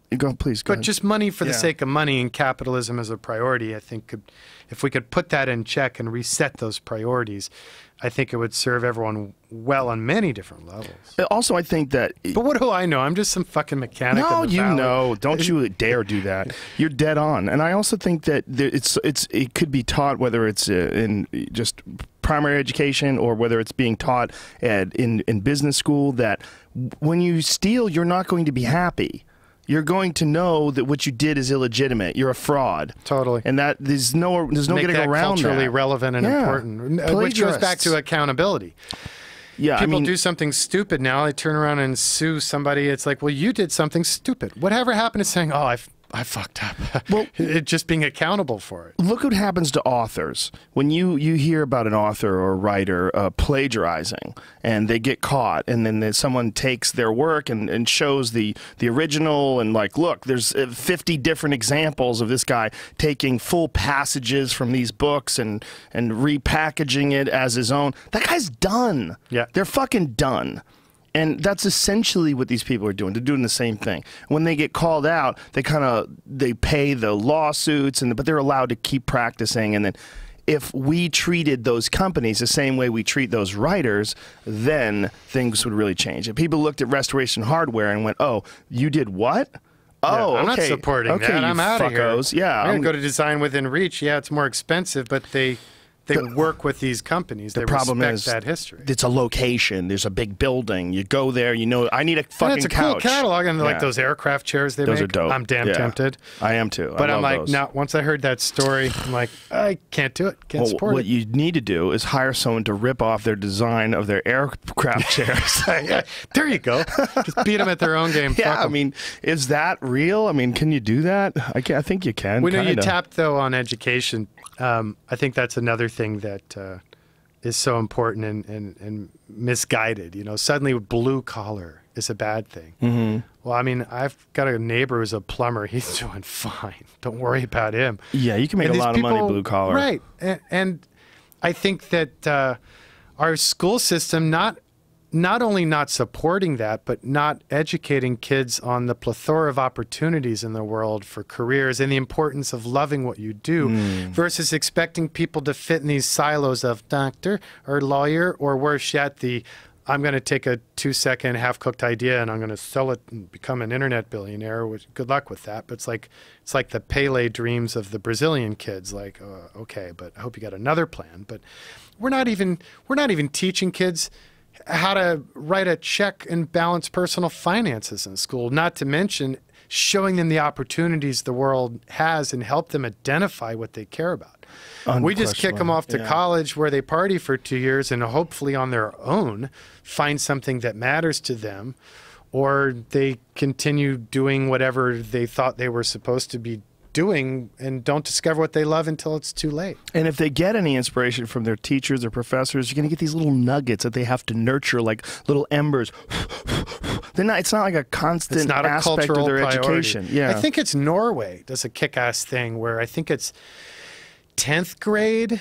you do an internship. Well, like first they sort of give you the big picture, and then you can pick where you want to do an internship, and then you do it. And then your final year in high school is preparing you for the career future that speaks to you that you've already identified. So when kids go into business right away or off for further continuing education, they care about it and they're already engaged. They're not just getting kind of churned through this system where they don't even know what the hell they want to do. So someone's just making money, charging them for a debt they'll carry through their professional career.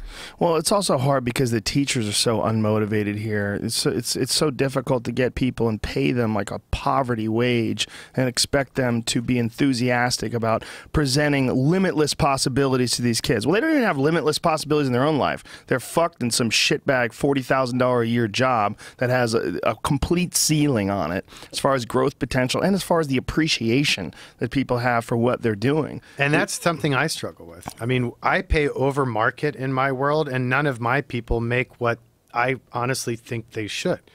But if you look at the business model of it and all the ridiculous costs of doing business and scale in America, not to mention California, it's like the business, I see guys go to China or wherever they go to make something feasible. We can bitch about that all we want, but if we look at the entitlements and taxes and all the crap that's developed around, it's like, I think these guys should make double what they're making. Show me the business model. Like literally, I've been searching for it. I just finished reading a great book called Spark, which is about Lincoln, which is one of the earliest, still one of the predominant welding manufacturers in America. And this guy was, doing revolutionary stuff with employee retentions, and like he was paying out such big bonuses that the bonuses generally were 110% of the salary to all employees at all level.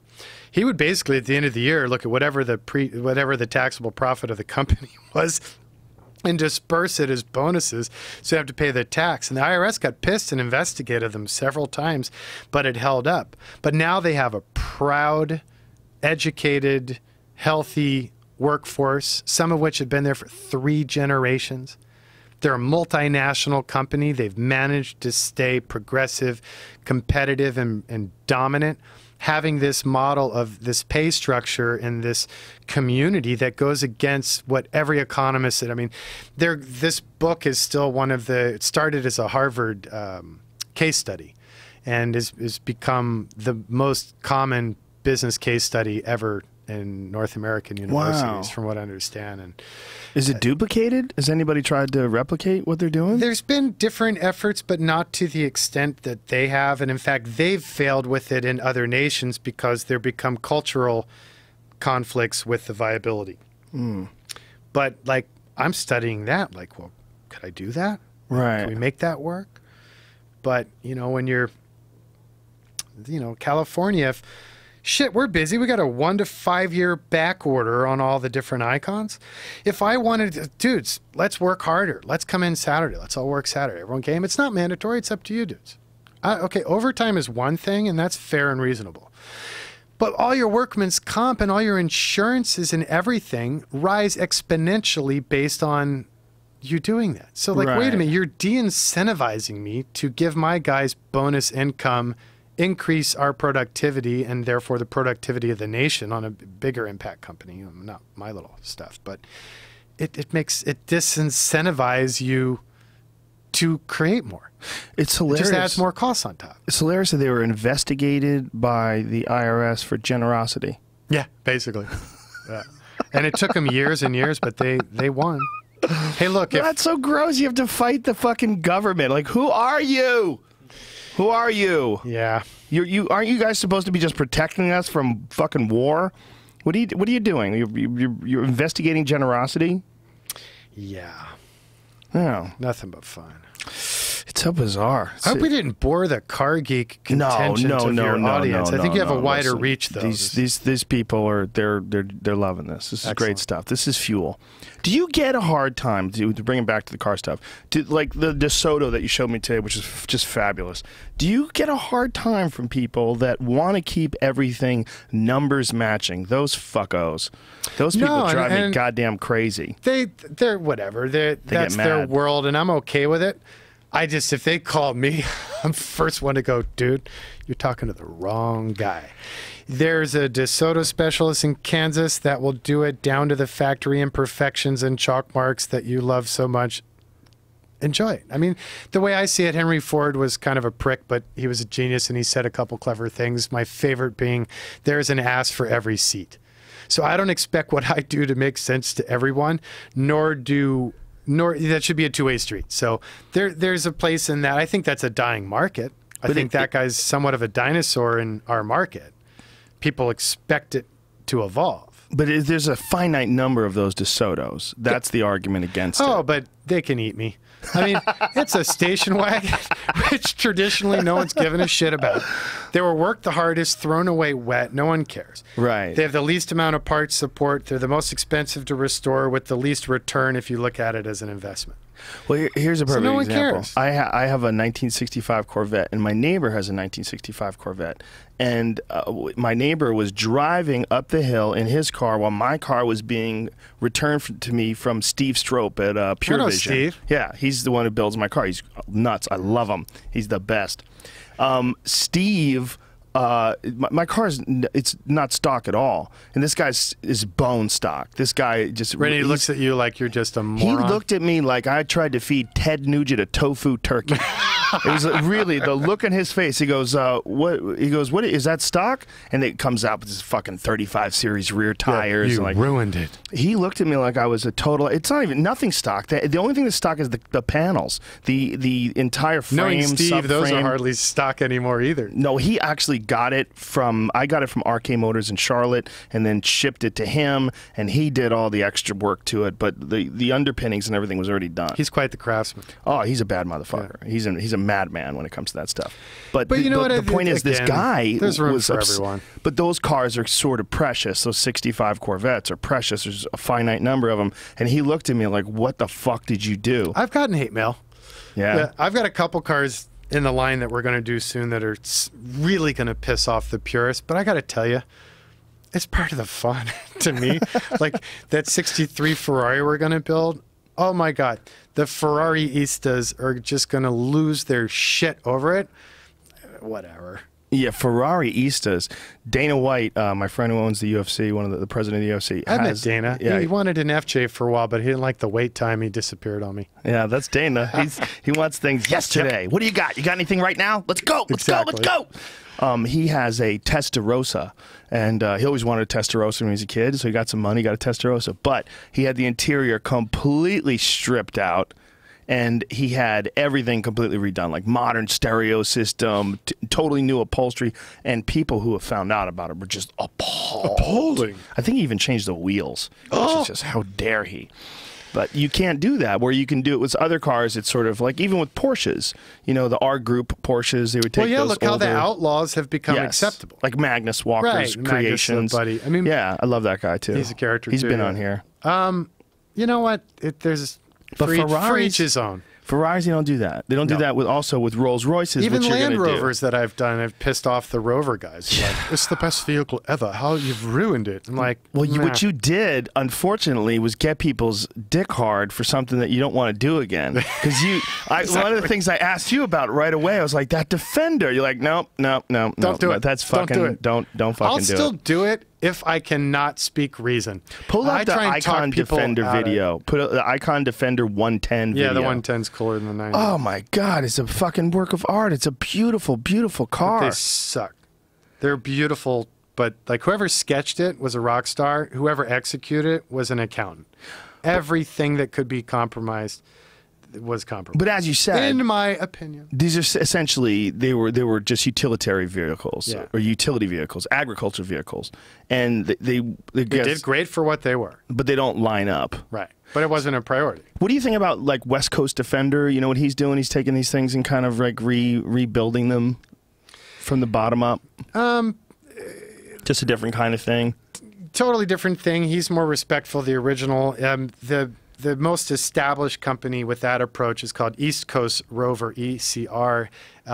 They're held to the highest regard with a tradition.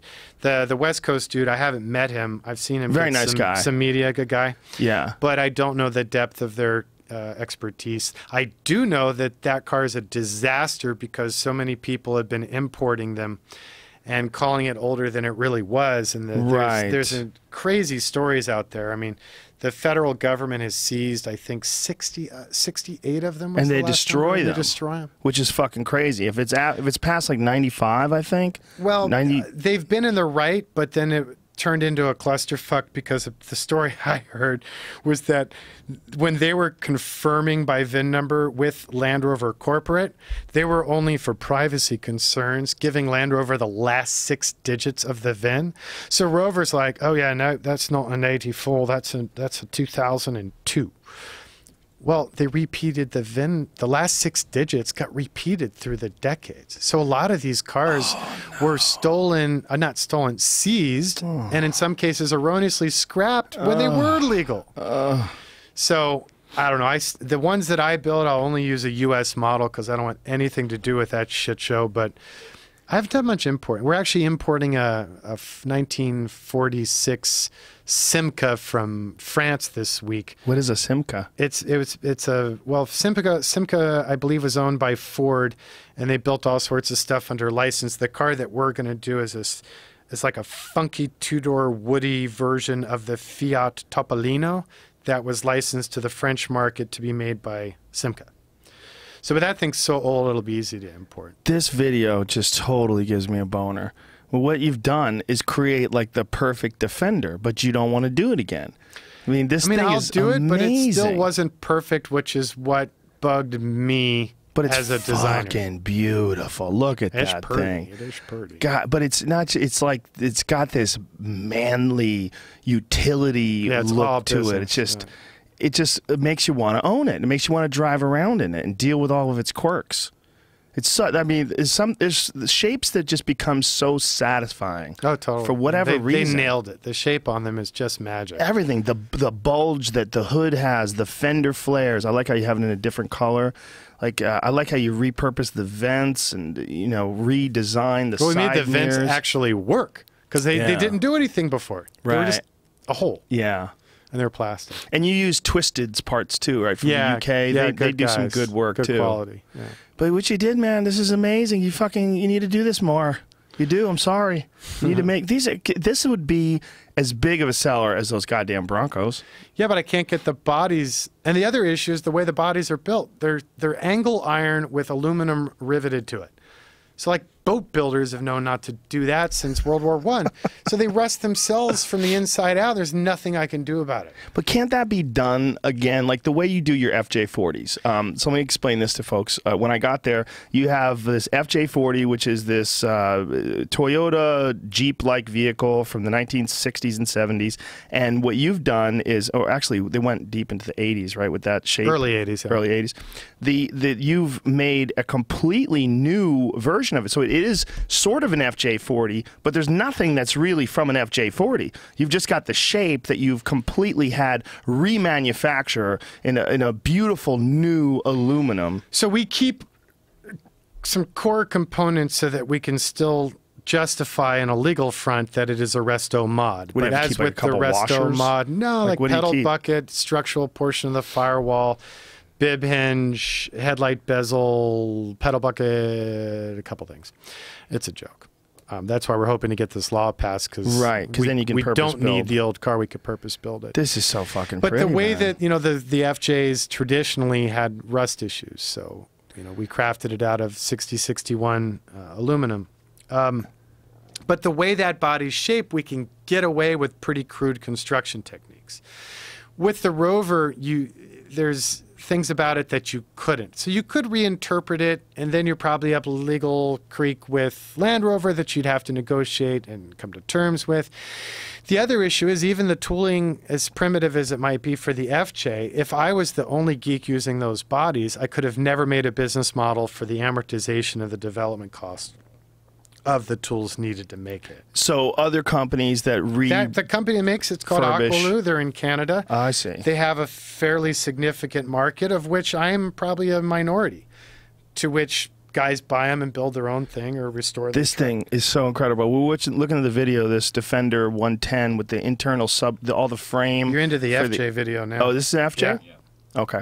Is this the FJ44? Yep. Okay. This is a four-door version. Yeah. Which didn't really exist, right? This is also something that you've created. Yeah, it just never made sense to us that it didn't. Back in those days when Toyota did do a four-door wagon version Land Cruiser, the body style had nothing to do with the 40.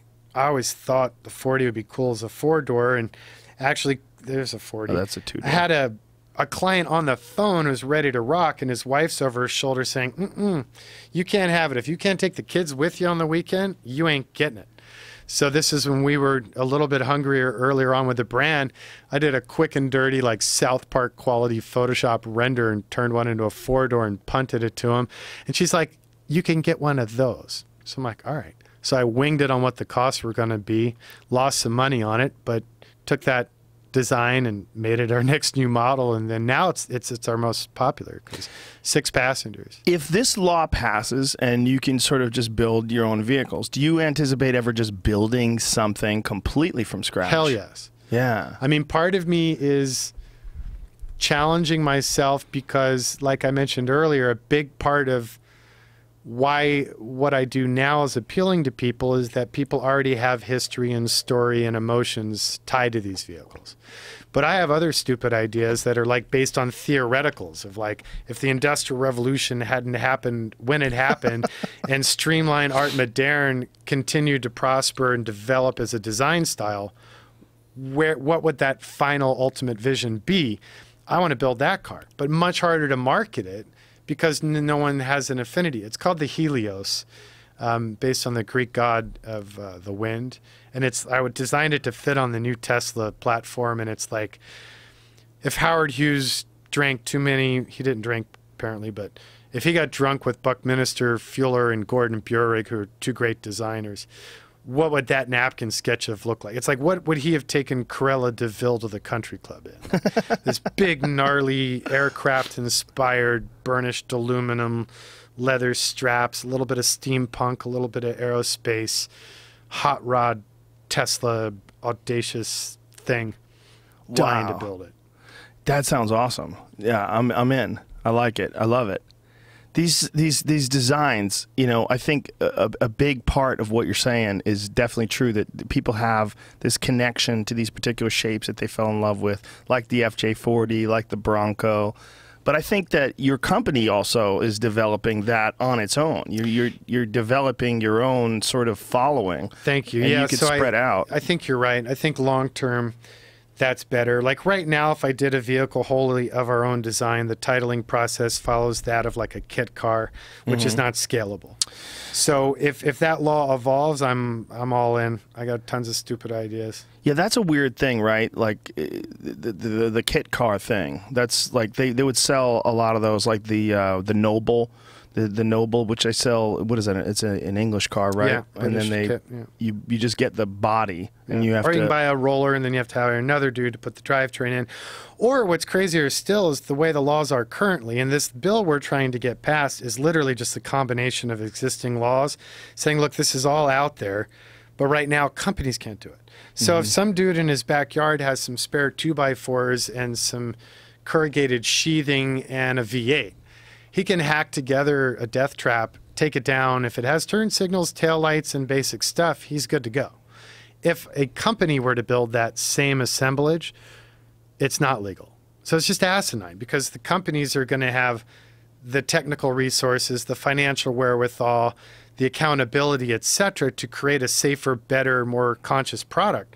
So it makes no sense to me. That's why we're hoping it will make sense to Congress because we know how good they are at efficiently reviewing and passing things that'll further our nation's interests. Well, at least on paper, the companies have enough money to do that. There's the leap, right, from the initial investment to putting together an actual car. But it's and then gotten hoping so that people much buy cheaper them. now. What do you got there? That's the Helios. Oh, my It's God. gotten so much more cost-effective and viable to bring out highly engineered, no-compromise, high-quality, low-volume product. Is this anywhere online where Jamie can pull this up? This is Yeah. one of the coolest things I've ever seen. Send this to Jamie. Where Just should, Google Icon Helios, Helios, and it'll pop right up. this is sick. You would sell 1 million of these fucking things. Trying to build that thing, and we were I love trying the to get suicide Elon's door. attention.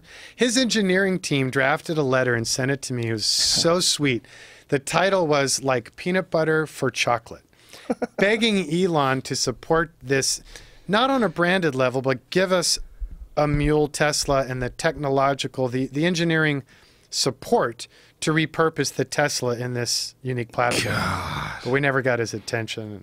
Somebody needs to get a hold of him, please. I'm not saying Twitter bomb him, but Twitter bomb him. I'm just ready for whoever wants to support it. At this point, I'll do it electric, gas, or diesel. I just need to see it fucking built because it just keeps me awake. That's so beautiful. And again, the suicide started doors. with that's Howard's original experimental plane. little stunt plane that he built. It was Holy called shit! the I H1. like the bottom one too. I like the original version. So that thing is that's a crazy. series of panels showing inspiration. So we start with the fuselage of the plane, then we roll it into road-going form. Then we start to do the packaging factors, and it kept evolving. Wow. God, this And looks then, so fucking I cool. want to do dual panel sunroofs that are on cranks with exposed gear and leather ratchets. So there's like that somewhat steampunk interface of the mechanical and power windows, same deal. I want like brass gears so you see the gears rotate as the window goes down. I love it. I love the leather-covered dash too, the hand-stitched dash and the rivets. If I had the cash, this thing would already be under construction. Fuck, I just man. built it for myself. But you know all these rich dudes. It seems like someone would have already dove into this. Totally. This is a I'm with you. no-lose. This is gorgeous. But it's expensive. Oh, yeah. Well, I mean, everything no is. profit. This thing would still cost me probably 1.3, 1.4 million Just to do design it a first one. right. Not like, yeah, I can make it look good and everything, but like engineered, finite analyzed, like balls outdone would be at least 1.1. Call your Texas friend that wanted to fucking chainsaw that Ferrari in half. But see, he only likes Ferraris because everybody knows what a Ferrari is. So that's the other problem. Is some dudes look at this and go, yeah, but it's not a Bentley. So Those people need to eat dick. They really do. All of them. hey, So bro, how- why are you being like that, bro? Listen to me, my friend. Money is no option. I just Actually, need exclusivity. I had recently in Encino, I was driving one of our things, and this like stereotypical Armenian guy with the the big gold and the loafers and the whole nine. Nice. He leans over, he looks in, peeks in the window, and goes, "Props, bro." I thought that was killer. I That was fucking really love cool. Armenians, man. I love how they just wear it on their sleeve. They're some of Totally. my favorite people. And they're like, "Don't fuck with me. I am what I am, and I'm going to protect my own, baby." They're not trying to change at all. Gold chains, fucking flying Own high. it. Go, baby. Yeah, this is a beautiful thing, man. Creating things like this is beautiful. I love it. It's a dream. I'm stoked. I'm glad you're doing it. I think it's so important. It's so important that someone out there is creating these bizarre creations. These It's even more important. Someone's buying them. yes, But they're I'd gonna still be doing it, but I'd be doing it in my garage at my house and just kind of one at a time. Well, and the fact that you put out, like we said earlier, you put out all these videos and you put all these images. Even if people they don't have the cash to buy them, people get inspired by what you're doing. That's what I hope. Oh, fucking for sure, 100%. Tell me how much is a Defender to re-engineer? Because your video is very extensive. Like you had to Everything re-engineer. but price. How much Yeah. does something like that cost? The Defenders, the D90 and the 110, we've done 2 so far. Anywhere from 250 to low 400,000. That's so crazy. I agree. And And it's I a car- cringe when I have to tell somebody that. But these people that you are building these Either for, it makes they're sense or it nuts. doesn't. They're just crazy frankly, fucks. Yeah, and they go, well, yeah, I've tried it this way. I had one built by so and so, but they suck. I get what you do. Just do it. So most people who would do, Matthew Perlman's a great guy. He's a guy who does West Coast Defenders. Met him, hung out with him, and seen his shop. What he's doing is just rebuilding them exactly where they are, but brand new. Smarter than me. Yeah, but but what you're doing, you're re-engineering everything. Is anybody out there you're re-engineering everything: the suspension, the subframe, the way the floor is sealed and polyurea coated, and you're just taking it to a stupid level. Yeah, I guess Singer. And then Arch Motorcycles. Those guys, I'd say, are on par with rethinking every little nuance and going balls out on it. Have you met those guys down in Long Beach? It's Keanu Reeves and oh man, I can't remember his name. He's a sweetheart. Guard and Keanu's company, and they're doing a lovely job. Now, to a guy like you, Google auto drive cars have to be the devil. Yes, that's the devil. It is. What's going to happen? Are we gonna not be able to drive our own cars in the future? Is that a possibility? I've been thinking long and hard about that, and it's been something that different people in my subculture have openly been concerned and discussing, and there's many different takes on it. But I think I'm pretty centered on it. I think actually it's a positive thing in that cars like the Prius and stuff, started the generation where people don't have an emotional relationship with their vehicle. It's a tool. It's literally like an app on your phone that gets you from A to B. Or even more dispassionately, screw it, you Uber around and you don't care. You don't have that relationship. So I think culturally, as autonomous vehicles and all that continue to grow and evolve, you are going to see them eventually become predominant. And I think we're going to start to see lobbying and federal support of that direction because there's a lot of rational reasons behind it. That being said, I think it will further strengthen the demand for the freaks and the geeks, the outliers, such as my brand, because people are going to yearn for that relationship, that attachment. And I think there's always going to be people, even the guy who's got the autonomous Mercedes, that's his commuter, but on the weekends, like, oh no, I mean, this thing's got it's called a manual transmission, and there's pedals, by the way, and there's 3 of those pedals, and you have to push that one down to get it to, but I think there's that visceral relationship that is always going to be part of mankind, and I'm not worried about it. If I was trying to start a big car company, then I would be worried about it.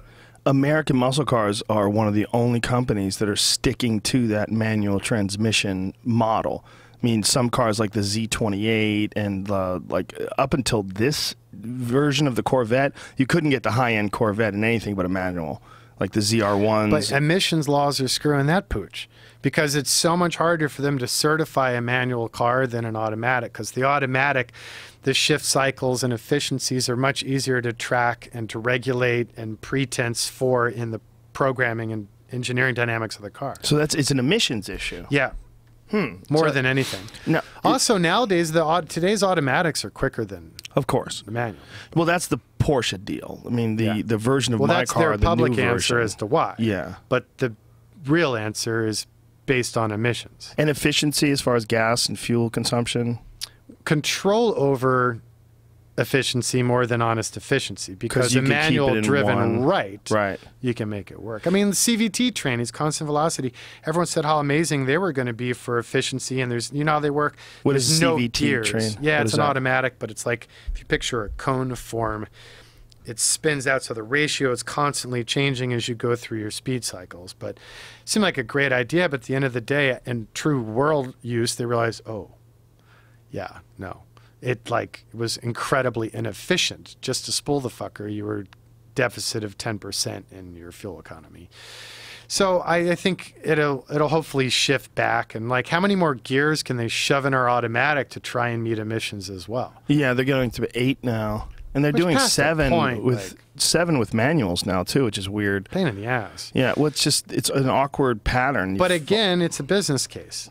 Right? It's a hell of a lot easier to shove a couple more gears to keep that motor in a tighter, more controlled, more predictable RPM band than it is to evolve and keep engineering internal combustion. Make it better. Evolve your motor. Everyone's so hesitant to do that until it's regulated or competition forces that transition. It's just, to me, it's a bummer that a lot of these sports cars, at the very least, are going by Nürburgring times, and they want 0 to 60 times, and not how they make you feel. Yep. But that's what a sports car's always been. Most of the time Used to you're be. driving, you're not counting laps when you're on Little Tahunga rather. You're not looking for lap times. You're looking for pure enjoyment. And if you're shifting the gears, you're going to get more enjoyment because you're going to be more connected to the experience. Totally. But and more than that, too, like drove a 97 993 twin turbo to a friend's house to drive his new 50th anniversary 911. Sexy car, bitchin' colors, beautiful tactile surfaces, cool tweed. You drive it. It doesn't feel like a Porsche to me. Mm-hmm. There's so many distractions and knobs and widgets and gizmos and switches and alarms and babysitters and lawyers on board. Versus that 993, yeah, it's rattly. Yeah, it can shake your teeth. Yes, it can blow your eardrums out when you drunk Indian nail it, whatever. It is what it is. It had purity of purpose. Mm-hmm. And I think many brands, but most notably automotive brands, have fallen prey to focus groups where they try and create a product that appeals to this mythical large demographic of everyone's going to love it, which in turn, I think they step on their wee-wee because it doesn't speak to anyone.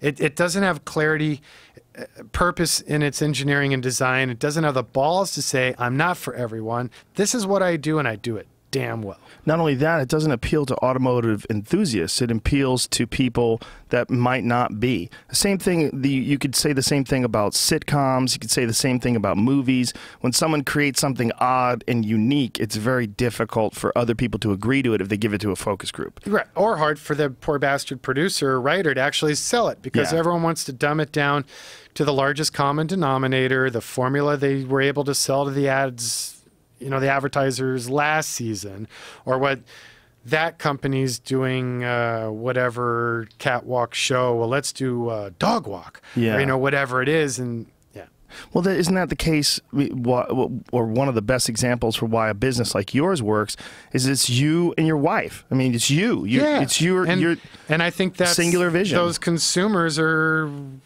ganging up to demand that. Thank goodness. But I mean, I've always said, you take like every modern 4-door sedan car, paint all of them black, take all the fucking emblems off, put them on a big empty airplane hangar, bring in 1,000 of the general public, car geeks and not, ask them to name all these cars, well, who makes them, which brand they are. Bet you no one would get better than a D+. Because they're all copying each other and all trying to not be too outlandish or too unique or too different. All they're doing is making their bling bigger, the grill's bigger, the emblem larger. And it's like there's a loss of individualism. Well, there's only a few that you could recognize based on the sort of the iconic grills, like BMWs. They have those two, like Jeeps. You can kind of recognize those. But boy, there's a Hyundai that looks just like a fucking Mercedes now. I mean, I've seen it many times. I thought it was a Mercedes, and it's a Fords Hyundai. that look like Aston Martins, and on and on and on. Yeah. There's a lot of that going on right now. There's a lot of like, boy, if this was the music business, you might get fucking sued. Yeah, totally. You know, like you're stealing notes, right? Totally. Is there anything that excites you about modern automobiles that they're creating now? Is there anything that you find that is a positive? Yeah, a lot of the mechanical engineering is mind-blowing. Electromagnetic suspension system I'm finding quite interesting and hoping to start dabbling in. Yeah, constantly. What about? I just think a lot of it's superfluous and promoting self-obsolescence, so I'm like always cautious. But I mean, I'm not immune to it. So like I'll lease a crazy new car once in a while, but I'll do a 1-year or 2-year leash and I'll put it in its place. Like it's so complex, it's asinine, it's going to fall apart, but right now it's really fun, you know? But usually like within 6 months, I'm bored because it has no soul. Right. And then I lose my ass and move on. Well, hop back in my DeSoto. Well, there's a total difference in that you're aware you're doing it. Whereas like the Lexus, I love the big Lexus truck because it's quiet. Oh yeah, it floats over everything and it's just bone quiet. It's just smooth. Yep. But you're not experiencing it the way you experience, say, like one of your FJs or something like that. And they both have their place though. So I mean, I've got a lot of clients who maybe daily they're going to hop in that LX for the boring commute. But then when they really want to engage or with themselves, the vehicle, the family, the hobby, the locale, then they're going to hop in the Icon and it's more of an experience. One of the things that I like about you and what you're doing with your company is you as a person, you have this broad variety of interests and respects for cultures and various things. And I noticed from following your Instagram that you do a lot of trips. And you take a lot of trips to these different cultures. Are you doing this because this is something you personally enjoy? Are you like consciously trying to enrich yourself? Yeah, it's always been priority number one. I think as Americans, we have a bad habit of having blinders on and not understanding there's the shit that we get all our panties in a knot about mean absolutely nothing. On the opposite side of the coin, I think progress is a misrepresented benefit to mankind. I've been to some remote cultures where I think those people are a hell of a lot more balanced and centered and family focused and healthy than we are in our progress. So I love traveling. It's super important to me. And as a designer, understanding different cultures' approaches to solutions, complex or simple, or use of color and texture and materials, it just enriches what I do to no end. But I think it's really a much bigger picture life thing. Like it's gotten more expensive now. I have 2 teenage sons, but like, we'll travel less, but we'll still make sure to do those trips and bring the kids at least half the time. So, you know, they have that perspective. You know? Yeah, the enrichment is sort of, it's not like calculable. You can't like put it on a scale. Like, hey, we should go to Africa because it's worth this. Right. Like, no, it just changes the way you see the world and how when you make eye contact with someone, what you're expecting out of that person or what you're open to experiencing from that person. I think travelers open themselves up to such a crazy greater level to be able to embrace and experience, and you just never know what's going to happen and what one trip or handshake or eye contact will turn into. I'm on the board of this kick-ass charity called Go Campaign. You should come one year. We do a really fun cars and casino night at the shop. When do you do it? Joel McHale was our host this year. We do it the first weekend in May. He's a sweet, love him too. One of my favorite humans. So, you know, we were in Africa a couple weeks ago, and yeah, we were doing the safari camping glamping thing, but we were in Tanzania because we're starting a big fundraise this year with Go. To create a new center, like a children's center, because if you have physical or mental disabilities in many African cultures, it's frightening what happens. So there's ways to impact the world outside of building silly cars for rich guys, but both experiences, you know, doing something for a children's center in Tanzania, those relationships, those experiences all help me gain a different and better, hopefully more valuable perspective on everything down to how I'm going to build a car or what material we're going to use. So I think what we were talking about earlier about teaching inspiration in school and, you know, teaching people how to think and how to follow passion, that it's a lacking component. I think you could also say sort of the same thing about traveling and experiencing different cultures. Yeah. Exchange programs. Yeah, it's not a lot richer. It's not as appreciated or as what's the word? It's not as encouraged, you know, it's what it is. Well, and sadly enough, too, unfortunately, nowadays, a lot of your global travels, you might as well be at the 3rd Street Promenade in Santa Monica or Paris or Barcelona or wherever, because this big box commoditized tourist experience has become this kind of homologated experience that's one size fit all, and it's the Gap or whatever, it's the same box stores. And I think more and more it's like Disneyland travel unless you really work hard at it to find the culture and the people. So that's kind of scary. Yeah, you got to really go looking for it. I found an Olive Garden in the Sao Paulo airport. So there you go. Very Sao Paulo, good example. Brazil, Olive Garden. But you see like what Detroit's doing in the airport? No, what are they doing? It's a great example of this this renaissance I speak of and hope of. They kicked out all the generic bullshit, typical airport concessionaire food Chili's brands, all that crap. Right. Then they invited in local restaurateurs, local chefs, local craft beer makers, gave them all killer deals. Said, come enrich our airport. Communicate Detroit, why people should be in Detroit, the passion, the craft of Detroit. Be a part of that, which is just killer. So That's my beautiful. friend's restaurant just got put in there, and he's super stoked. And it's a win-win. Detroit was depressing when I was there, but one of the things that was kind of cool is that I was seeing like a resurgence of all these very small sort of craft businesses. Yes, and that'll be the only thing that'll ever save Detroit, in my humble opinion.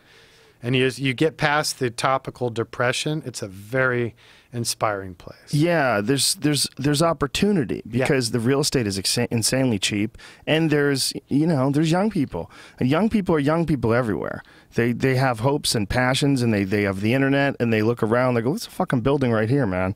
Let's just do this." And boom. Yeah, look what Shinola has done. I don't know what's Shinola done. Oh, Shinola is this cool brand that does watches and I thought it was like shit or Shinola. I thought well, it was that's the term. That's where they got the name from. I thought it was shoe polish. It was back pre-World War II, and that's where they got the name from. You don't know shit from Shinola. Yeah. Their parallel being more product with purpose and story. So like, oh, you bought that? Oh, you don't know shit from Shinola. This is Shinola. Oh, so it's a watch. What started as a watch, then they own Filson. Then they've got a Filson? bicycle I've heard that brand, before. wonderful American Northwest cultural icon, leather goods, okay. outdoors company. So yeah, they do bags and watches and bicycles and leather goods, and they're getting into notebooks and all sorts of stuff. But their whole thing is the cultural renaissance of Detroit, supporting Detroit. They're opening up facilities in old, worn-out industrial buildings, repurposing them, training local kids to build it. Like their watches, they're assembling their own movements in Detroit and training people because there was no skill set for it. So it's those efforts times a billion at companies large and small that are the future of our country, and I think most poignantly with Detroit near term. Well, it's one of those things I think that when you see like a lack of opportunity, you see people sort of try to create their own opportunity. You see ingenuity by either stealing the copper out of your building, Sao Paulo style, steal your car, redistribute wealth, problem solved, or like stopping and thinking and engaging. Can't find a job, make a job. Yeah. Well, Detroit has a real problem with them stealing pipes and stuff. That's they're doing that from a lot of buildings. Train wreck. But I just do love the fact that when you find a dip, like we were talking about with Cuba, where they don't have any cars, so let's just figure out a way to make these fucking cars work make forever. It work. And what you're seeing in a lot of these other places where there's not a lot of great jobs, there's not a lot, so they're creating their own possibilities and creating their own opportunities. And now opportunities. it's happened for so long that it's become a source of pride for their culture. Yes. Which then makes it that much more important. Exactly. Totally. Listen, man, you got a busy company to run, and I really, really appreciate your time, and I'm sure you have a lot of stuff you have to get done. But this is important to do, and I really appreciate you taking the time to really come to the shop and kind of really understand our lunacy, and it's awesomely impressive. Awesomely impressive and inspirational. Anybody who's interested, icon4x4, 4x4.com, icon4x4 on Twitter, right? And then TLC, which is your Toyota Land Cruiser Restoration Company, is, what is that, TLC? Yeah, just TLC4x4.com. Okay. And then the inside scoop on our Facebook is just my name because it's totally not corporate and unprofessional, but a hell of a lot more fun. All right, and Icon Customs is your Twitter handle. I'm sorry, it's not Icon4x4. It's Icon Customs. Icon4x4.com is the website. Thank you, man. Really appreciate it. It was a lot of fun. Cheers. Jonathan Ward, ladies and gentlemen.